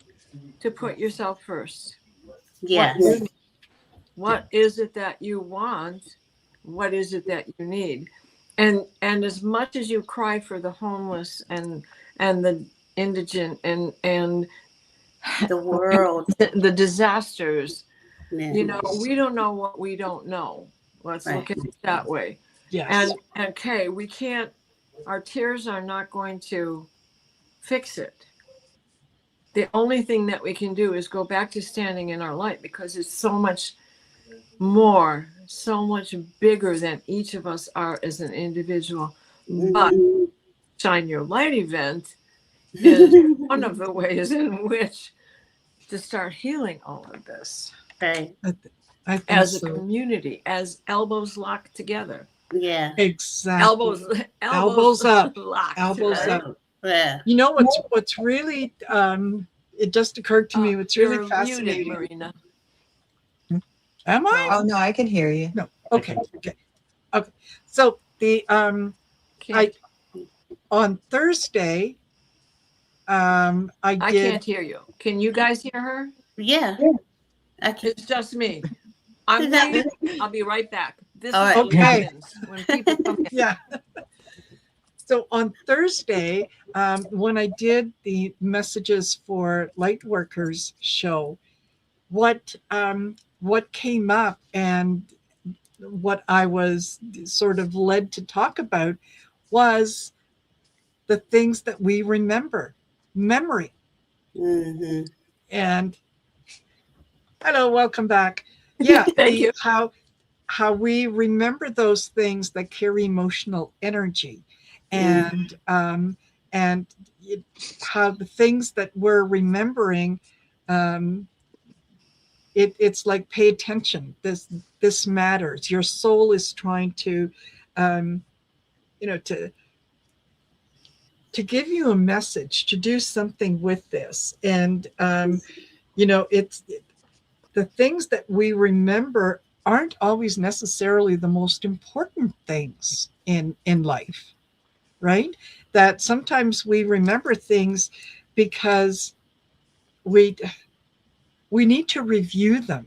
We need to look at them. We need to determine, yes, what is it about that memory that maybe I can review, that maybe I need to alter? Maybe it wasn't exactly the way that I remember it. Maybe with new information, it it felt different, or it meant something different, so that I can then either internalize it, deal with it, or I can let it go. Right. And it's fascinating that, yeah, you're bringing that up, because, okay, Claire, once again, I'm surprised that my guides were on target, but why am I surprised? And that is part of the eclipse thing, right? These like Yes. random stuff was just popping up, and it comes up so you can, you're like, why would I even be thinking of something like that? That was so Yes. long ago, but there's a reason, and we don't always know that answer, right? It is Yes. just to acknowledge it and feel through whatever it is you're feeling through. It's been deep. It's been really deep, Yes, it has. and we have a lot that releasing does for us. We release all that baggage, all that stuff, and it just comes up. And like you said, just comes up out of nowhere, and um, it lightens you in a lot of Yes. ways. And once you feel that lightness, there's more of the higher frequencies coming in to replace all that baggage that's been let go. Yes. So, Yeah. it's not been an easy journey these last 6 years, and it's just been, but I feel like we are coming out of it. We are getting Yes. lighter. We Well, are, Yes. this is the end of the Piscean eclipse. 19 years. 2024. It started in 2024. It's ending now. It's also the closing of a 19-year cycle from 2007. Yeah. Where were you then? What were you doing? Yeah. I kicked my husband out of the house. And when I left there and moved back to Michigan, my park bench had to be left behind. I retired and I, left. Well, my neighbors who had taken it and saved it not only drove all the way up to bring it to me, but they repaired it. It's and what a symbol of healing. Yeah. It was the one thing that my husband had done correctly. It was the second Mother's Day when we had moved to Virginia. And so, it was like, oh, wow, that all just came. Wow, that's it. Because even they aren't in Virginia anymore, and they're native born there. They're now living permanently in Florida. So that's where they drove it from. Wow. That Wow. is so cool. I've got this one hair that just, I don't know where it came from. I know it's attached to these glasses somewhere, but I can't find it. Uh-huh. Yeah. Scott, feel free to jump in. Right. Yeah, don't you don't have to be so quiet. Oh, well, Or should I say, you don't have to monopolize the conversation. I'll try not to. Yeah. Like I was saying, it's just the past couple of days have been, just kind of washed me out. But I made sure that I took extra time today just for myself and just to rest and, even when I wasn't sure, like, oh, I can do a show, I was like, you know what? It's time to rest a little bit. So Yeah. it's important that we have that time to rest, especially since we're going through all these energies and everything that, Diana and Valerie are talking about. It's important that we take care of ourselves, because if we don't, then you could be like me yesterday and pulling your hair out. And as Jackie says, the stressy head, she works as a teacher aide in school. Yes. She calls the kids, when they're all upset and they're stressy head, right? So they're Yeah. pulling their hairs out. It's But and you worded that perfectly. It washed it, you said so, it washed it out. Like that literally is what's going on. We are being cleansed by that Pisces waters, right? Those are deep waters. And Pisces, you can't really label what it is that is the issue, what it is you're feeling. That something's in there and it's coming out, but I mean, in our community, thankfully, a lot of, we understand that this is part of the cycles. A lot of people are just going through hell, basically, Yes. and not understanding what's even causing that. So, but that's another thing. A lot of people are waking up. A lot of people are really coming into, I mean, look how big this community's grown, Yes. and it's just beautiful to see, but it's not an easy journey to release all that density out of our it's like out of our cellular structure. Well, and Yes. this comes in the fixed star of Farmha. Mhm. It is Persian fixed star, and it is the eye of the south fish of Pisces, and it is right under the foot of Aquarius. Mm. He's basically getting ready to stand on it. But it is considered the loneliest star in the sky. It's way out there in Pisces. And we are going into autumn here in the Northern Hemisphere. It is going to become more visible. It was right on the horizon during the eclipse. So you couldn't see it. And the sky, of course, was too bright from the moon anyway, or too cloudy where you are, because that was going on too. But in that, the Pisces, as Valerie was saying, water is healing, it's cleansing, it nurtures, it calms. Yes, it can create a tempest, but in these circumstances, it was the release, the end of the Kali Yuga, all of that business. This is it. Make no mistake. And 2 days before this, was it 2 days before the Nepal thing? Yeah. I mean, that Yes. was, I mean, that was 26th. Yeah. powerful. For us, it happened on the 28th because we're in the east. Right. But if you're farther west, it was still the 27th. Yeah. But And I mean, Nepal happened on the 26th. and that's send them love. I mean, it's, and that's the thing. When you see tragedies, when you see these things happening every day, we hear a multitude of things that are not pleasant to witness. But that's what we're here for. We're holding that space, right? We're holding that space. And when it is devastating and heartbreaking, my guides have always said to me, send it love. There's nothing I can do from here. I can send money, maybe, or something. But other than that, that's what you're here. That's what you are. You are love. And that's what we're holding that space. So all of humanity can raise in frequency, and we can all navigate ourselves out of this. But we can't navigate out of this if we're in fear all the time, or anger, or hate. Now, don't get me wrong, I get very angry at a lot of the craziness that goes on, but I'm guided to feel that anger as deeply as I got to feel it, and then when I'm done, send it love, send it all love.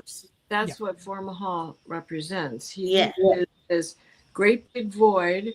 It is a portal by which new things come in, but more importantly, it is where the old things are released, where the old things go. It is the portal out.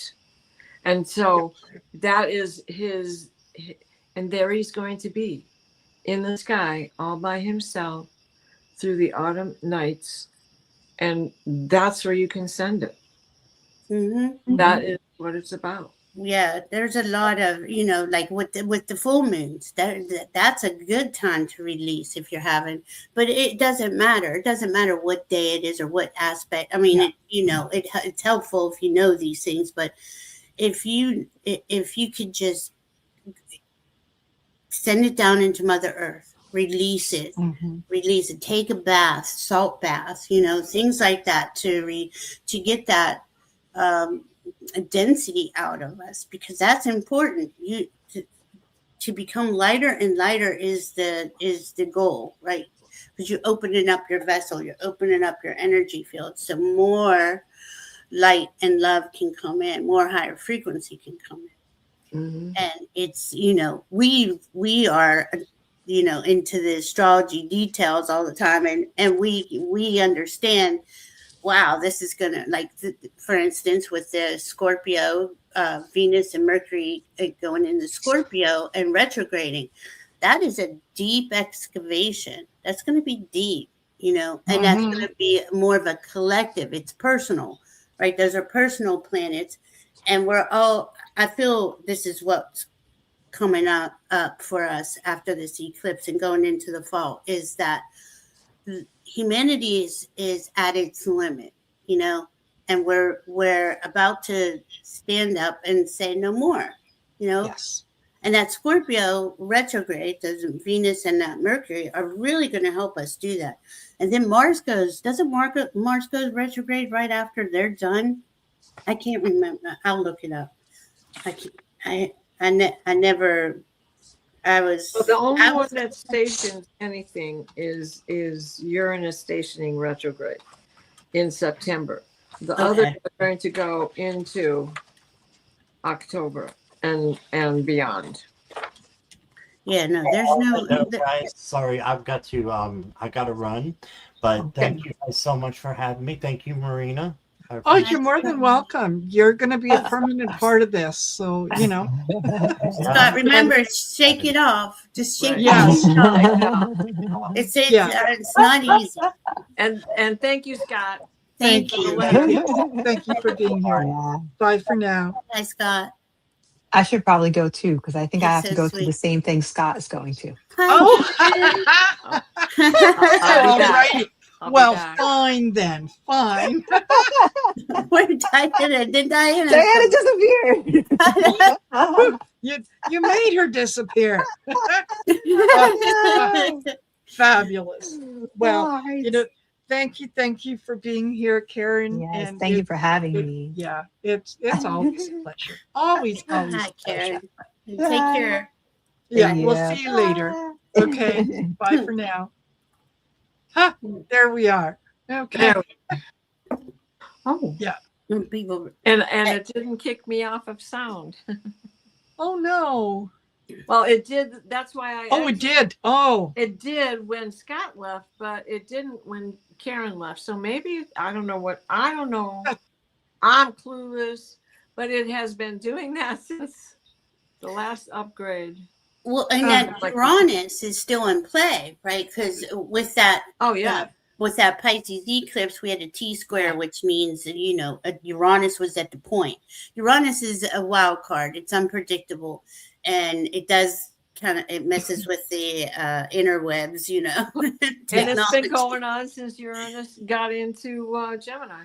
Yeah, it's very powerful because they're air signs, right? That's communication, that's fast frequency, thinking, creating, receiving information, sharing information.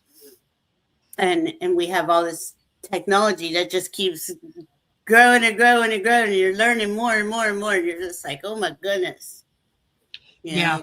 It's so hard to believe that this is already the 29th. It's the end of August. I know. So I just got the cheat sheet out for August, and I'm looking. Well, shoot, there's I remember looking forward to February 20th because it was that was a big day for astrology. It was a huge day, where Saturn and Neptune finally went into Aries. And it just seemed like that was Yeah. just yesterday. It does. It does. It's hard to imagine that, we are at the end of August. It's like, what happened to May? Where did June go? Yeah, but this Crazy. the last few months have also been um, very much a season of change, of paying attention to what was, not only what was going on in the world, because I mean, we live in the world, we kind of have to have some sense of what's going on, Right. but it was not attaching to it. It was like Right. seeing it, acknowledging it, saying, oh, okay, all right, and then moving on. But I don't know about you, but personally, I sort of came to some decisions, came to some some things that I thought, you know what? Okay, I've been doing this. I've been doing thing A, and it doesn't feel good anymore. So Right. I'm going to change it. I'm not going to do that. And Perfect. That's yeah, perfect. Really. recognizing that without feeling like I'm judging myself. It's like that acceptance, like, okay, it doesn't mean if relationships change or things change, doesn't necessarily mean that I don't like the other people, or I don't Right. like the situation, or what. It just means it's different. It's changed. That's okay. Go, send them off with light and love. That's right. It's been a real summer of, and Diana and I were saying this. Well, geez, actually since January, really, but the summer came really just go inside. Yeah. And you see how it was so easy in a lot of ways. I mean, it's not in every aspect, but it's so easy to just detach, to be that neutral observer, to just okay. And I think that's where all of humanity's at. We're just looking at things going, I'm not even going to waste my time focusing in on that as deeply as I used to. I'm going in and I'm going to see what sparks my heart, what gives me life. This is because it's just draining. It's like draining your battery every time you look at the news. Yes. Here's parts fortune in play. Some of the thing that's supposed to happen doesn't happen, and you're all bummed out, but it's really a blessing in disguise. Right. And that we can take that right back to March of 2020 and COVID shutdown, because damn, there was just too much of that baloney crap out there anyway. Yeah. Right. And you can't, if you are in the thick of it, you can't step back and take a good look at it and figure it out. Right. So that's the blessing in disguise of all of that ugliness. We still got to take a step back and know that where we belong as individuals, what we want, and what no longer suits our purpose, and that no longer suits our purpose. That's right. It really doesn't. It's not healthy for anybody. It's not healthy to be entangled in all that. And it is, and this is the beauty about astrology. Everything cycles through. We're always evolving. We're always releasing, receiving. There's always change. Change is only constant, right? And that situation is not going to be the end all be. That's just it's fading out. And the more that we don't add our energy to stuff like that, to that lower frequency, the faster it will dissolve. And that's the important, because I'll get animated. Yeah, I'll be here something else, but that's what it's designed to do. It's designed to trigger you, and I know that, I can logically say that to myself, but then I get mad and then I release it, right? So it's just the, and this is something, again, Diana and I had been talking about since we started doing the astrology together. This is going to be a huge word. Restructuring our government is going to be, Yes. every aspect of our lives. It's going to be restructured, and as that, I guess in my naivety, I thought it was going to be a quick thing. I didn't realize it was Yes. going to be. I mean, we're just dragging down into the mud, right? And it took a while for, I think, all of us to really. We've been in shock over it. First COVID, and then all Yes. this and that, and then to where we are today.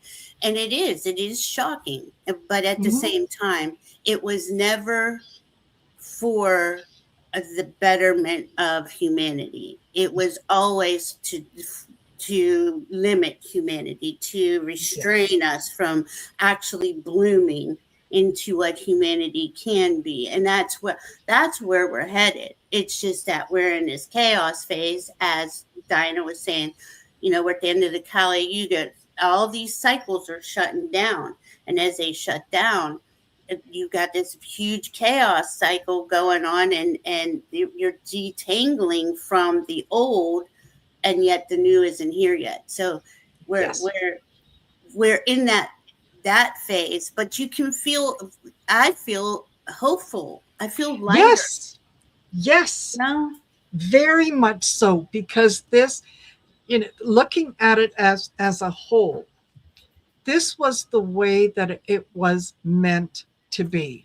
If Right. it had been any other way, I don't think that um, the lesson would have been as profound, that the acknowledgement of the need for change would have been um, as well understood, Mm-hmm. um, and that the potential for our individual growth might have been stymied if it hadn't gone the way that it did. So, are there circumstances? Are there people that we are not happy with? That, yes, absolutely, but they were necessary signposts along the way. So Mm-hmm. that doesn't mean that all is forgiven, and Mm-mm.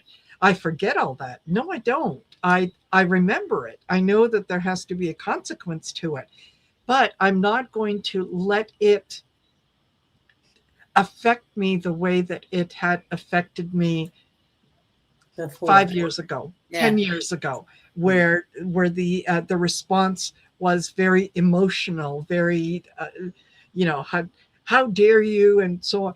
Now it's just, all right, okay. Mm-hmm. I see where we're going, and where we're going is going to be so much better than where we've been. That Mm-hmm. if I got to walk through the muck a little bit, I'll wash my feet when I get to the other side. There you go. and- Remember the show on that you and I did. Now we're seeing Napoleon, just like I said, Mhm. right? Just like it was in all of those charts, and there it is. Mhm. There it is. Yes. And isn't that the beauty of it all? So we all now have clarity. We can see who's Yes. who's heart centered, who's not, right? Who's for humanity's growth and who's not. And it's not even that. I don't want to say there's revenge or you want to get it back or anything like that. It's just like we're just done. We just want to move on. We're moving Yep. on. We're not totally taking that energy away from it for Yes. the most part. Okay, and like I said, they 24/7, and they know what they're doing because that's that's the frequency that has pretty much had a lock on humanity and Earth for a Mhm. very, very, very long time. So Yes. they know that their time is coming to a close, right? And Exactly. they're trying everything they can to stop that, and it's just not in their hands anymore. And Yeah. it's like a caged animal, right? Yeah, You yeah, corner an animal, and yeah, it's going to be more vicious, and it's going to fight back in ways that it probably wouldn't have done before when things were going their way, but now they're, yeah, we can't, Aggressive. yeah, yeah. yeah, They're very very, very aggressive. And the more aggression that comes in, the more that we need to recognize that it is signs of the end, yeah, right. right? So The worse it is, yeah, the worse that they're lashing out is just proof that exactly. they have no power. And no matter how many times they sit there up there and they say, the sky's pink when we all know it's blue, it's just Yeah. we're just looking at it like, okay, All right. you're Okay. yeah, Yeah. Yeah. whatever. Yeah. Exactly. You say Hi, it's pink. Val. Okay. Hey, Val. Yay. Hi, Val. Welcome. Hi. Welcome for the final the final intention, and the final closing. Those people that are on the Pacific coast, you can, after this, you can turn on your lights and be part of this. And okay, I'm just going to let Val do what Val does best, and nobody does it like Val does. Oh my Yeah. goodness. Such high Mhm. praise. Yes. Okay. All right. I just want to say hi to Diana and hi to Valerie. Good to see you both. And Yes. It's good to see you too. I haven't seen you in such a long time. I know it's been You know, forever. we're recovering, right? We're all in recovery mode. Yeah, We are, for sure. we really are. We really are. And We that's really that self-love and that self-care. Like I did nothing today but sit outside and just zone. For sure. Yes. Yeah. Exactly. Just I agree I looked at my 100%. phone to see how much Yeah. I walked today because I'm trying to keep track because what's going on. And I got the dogs to the lake, and every single spot I went to, there was somebody trying to invade my territory. Oh, So I'm trying to walk in this one area, and here comes a dad and the kid, and it seems that they're using that as a drag strip on their bikes. And daddy's teaching the kid all the tricks, how to walk, how to ride no-handed and blah blah blah, how to speed demon and slam on the brake. Well, that's not going to work with Grizzly because he thinks that a bike is meant for him. I don't know what to do with it. Yeah. So I got in the car and went to another place, and then there was a right to life meeting going on. Oh, geez. So we're not staying there because no, we're not getting involved in that. So I finally got to a spot where there was nobody in the camp. yeah. I was just School like, started, So yeah. and then I looked and I went, oh, how the hell did I get a mile in at the lake today? That's how. That's how. That's how. Right? Yeah. And I wasn't sweating. Uh, okay, so here we are. I'll be right back. This is the last intention setting for Shine Your Light for this 20th episode of Shine Your Light. Can you believe it's been this long? And we're going to take a deep breath in through your nose and visualize white light filling your heart as you do. And on the out breath through your mouth, visualize your light filling your body and the room you're in and out across the world. And take another breath in through your nose, light filling your heart. And on the out breath through your mouth, visualize your light going out into the multiverse, all the way out. We gather again in this sacred field of divine source light. We set the intention that this next movement of our time together continues in clarity, coherence, love, joy, wisdom, and grounded presence, and sacred remembrance. We recognize that the field is already alive. The light is already moving. The love is already present.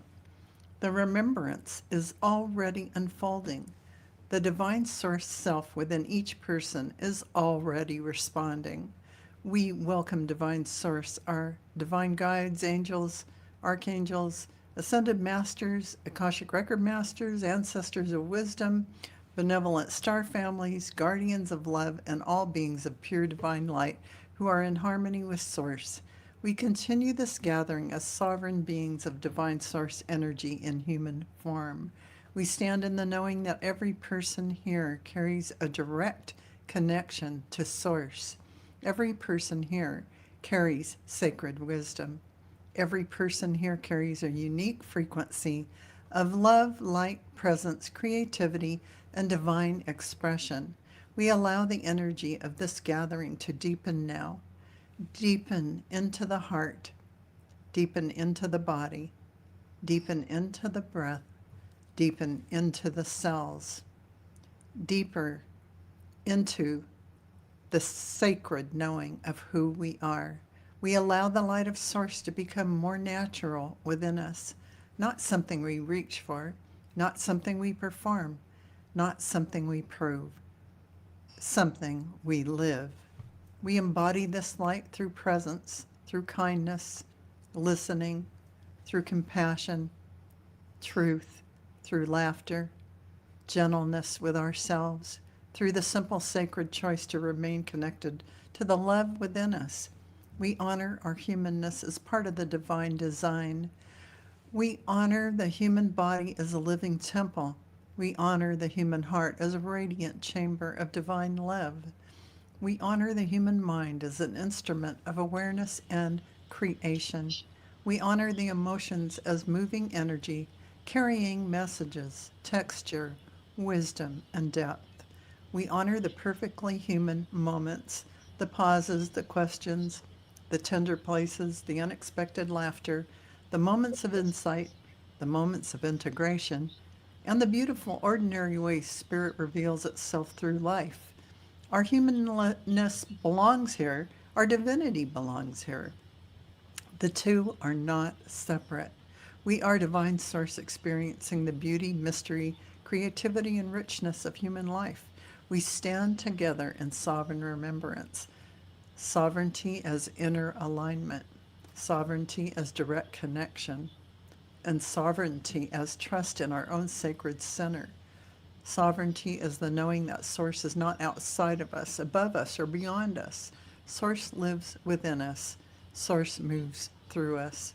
Source breathes as us. Source shines through the unique design of every soul. We set the intention that this field continues to expand in harmony.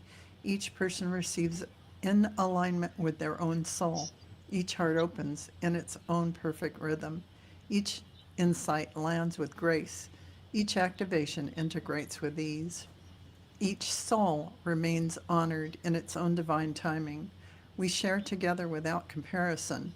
One light, many expressions. One source, many sacred paths. One field, many beautiful hearts. We allow the light gathered here to ripple outward into our homes, our relationships, our communities, and into the earth, into the collective field of humanity, and into every place where love is ready to be remembered. This next hour is held in divine source presence. It is held in joy. It is held in compassion. It is held in clarity. It is held in sacred embodiment and in the living truth that we are already the light we came to shine. We continue now with open hearts, grounded bodies, clear intention, and radiant remembrance. We are human and divine. We are sovereign and connected. We are embodied and infinite. We are the light of divine source shining through form. And so it is. So shall it be. Okay, done. that's it. Beautiful. Okay, everyone. Beautiful. Fabulous, Val. All right. As always, absolutely fabulous. Thank you so much for doing this. No problem. It's my honor and pleasure. And I love you guys. I'll see you, Diana, Absolutely. Valerie. Absolutely. with Bye the for now. name, Valerie. Oh, bye, everyone.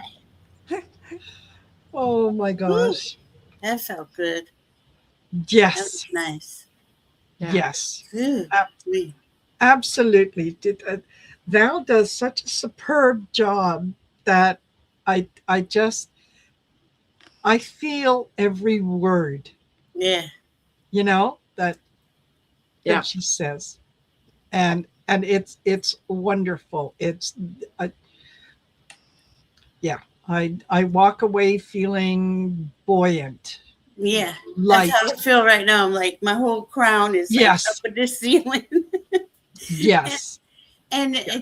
I hope she makes a book of all these because oh my god, Yeah. jeez, wow, That's right. If she doesn't have that idea, we all need to write her a letter. yeah, I, you know what? We have brought up that idea to her several times, and yes, I would very much encourage that, and I could, considering the number that we have right now, you're. I think if she put it in a book and called it, like daily affirmation or weekly affirmation, mm, right? I think it would be a bestseller, I honestly. right. mm, Yeah. mm. So Val, if you're still here, if you're still listening, if you're Listening. still watching, you know what to do. Okay. Right. Just Yeah. yeah. Well, let's think of this. If she waits till we hit that 2-year mark and she does 3 of them each time, what's 3 times 24? Two, oof, Yeah. She'd even have 75, an easier cover. 73, yeah, no 72. math right now. My brain's Yeah. up there. Yes. Yeah. Yeah. She'd have a year and a half worth of, Wow. Yes. of incantation for all of us. So it's 2 Absolutely. years. When is it 2 years? Oh my goodness, 2 years. Well, this is the Shine Your Light? 20th, so we've got September, October, November, December. Yeah. Wow, wow. Yeah. Yeah. December will be the 2-year mark, 24th Shine Your Light event. And thankfully, I mean, we all need the support. We've all needed the support of each other in our community, Yes. for this entire time period. We're coming Ab- through it, though. We are. Absolutely. And if I look back, it's amazing how the people that needed to come into my life came into my life when they did. Mhm. Yeah. And So beautiful. yeah, it is. And I'm grateful, and I've said thank you to Spirit I don't know how many times, Mhm. that this is exactly where I need to be at this point in time, and I need to be here with all of you. Mhm. It's an honor. It Yes. really is. It's an honor to be with everyone as Yes. over these last few years. And look how far we've come. Look how Yes. far we've gone. Yes. Oh my goodness. Yeah. It's amazing when you look back at it. And it's Yes. it's an epic time in human history. It really is. We are Totally. we don't even have I think we all have glimpses of what is coming in, but Yes. I don't think we really know how epic it is. No, I think you're absolutely right. That 20 months ago, when we first met, all of us had to we had to be conscious, and we exerted effort in being positive. Yeah. Right. We were careful about what we spoke about, what we said, because we were still dealing with a lot of um, maybe a lot of judgment, a lot of anger, a lot of fear in Sure. certain parts. Yeah. And each and every month, we've let go of more and more and more of that, so Mhm. that we no longer need to concentrate on keep it light, keep it, Yeah. positive, high vibration. Not only with ourselves, but even I notice with the people in the chat that they too are releasing. They too are letting go. They Right. too are saying, no, you know what? Just hang You tight. know, Things. it goes to show you how many people are stepping into the light. Yeah. Yes. People Yeah. like you who have helped that happen. And not just with this show, but from the beginning of Heart and I almost said Heart and Soul Connected, right? Well, that But that there you too. go. There's another one, right? Yes. Ali. Hi, Ali. I know she's in there Absolutely. somewhere. Right. Yeah. And that was another thing Dinah and I were talking about on this last eclipse.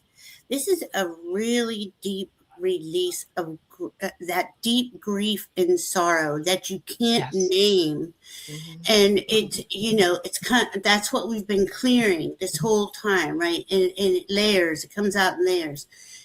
But this is kind of like that because of that 19-year cycle and that Yes. 2024 cycle is a big release, and I mean it's still going.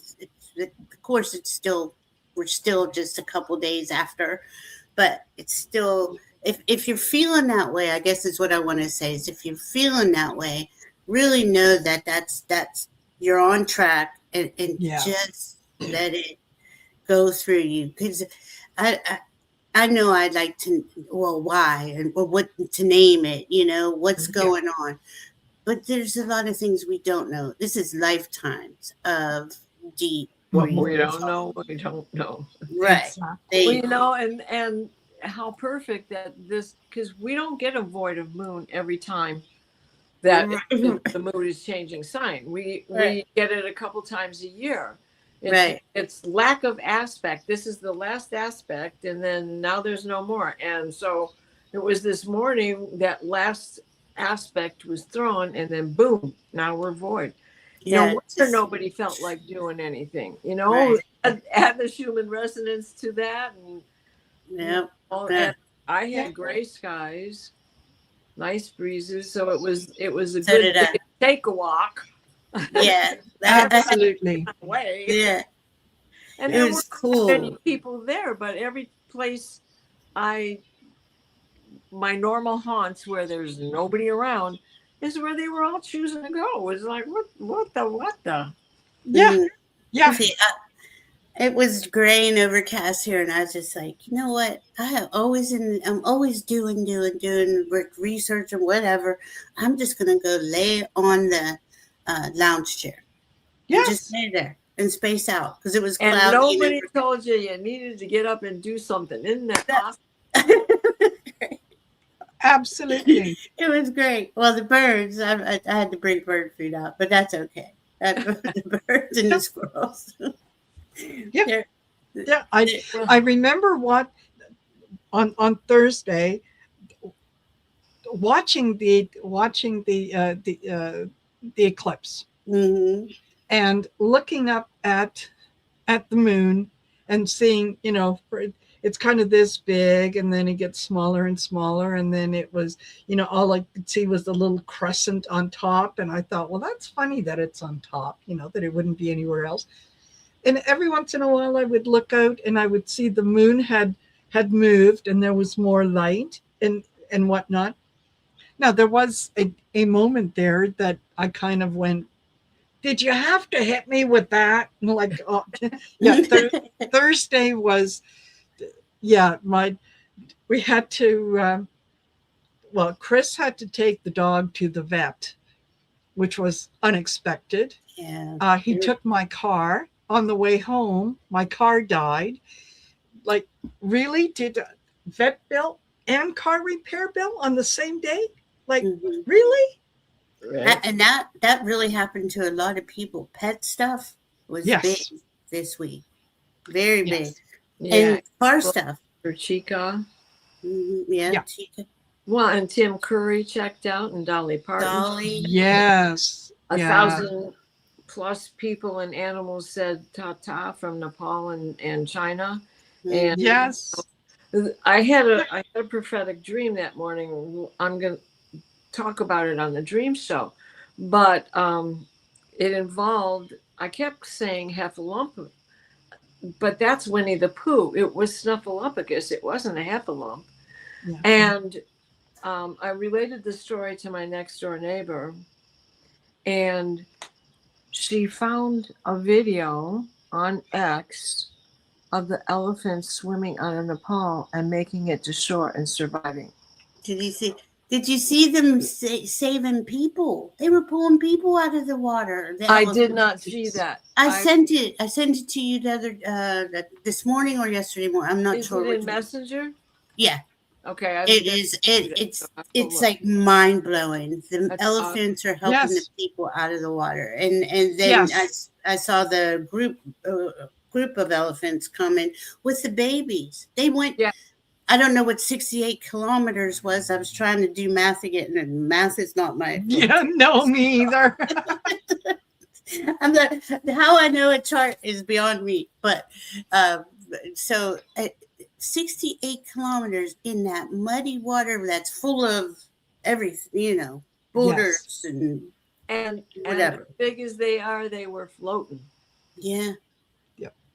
Amazing with their babies. Yep.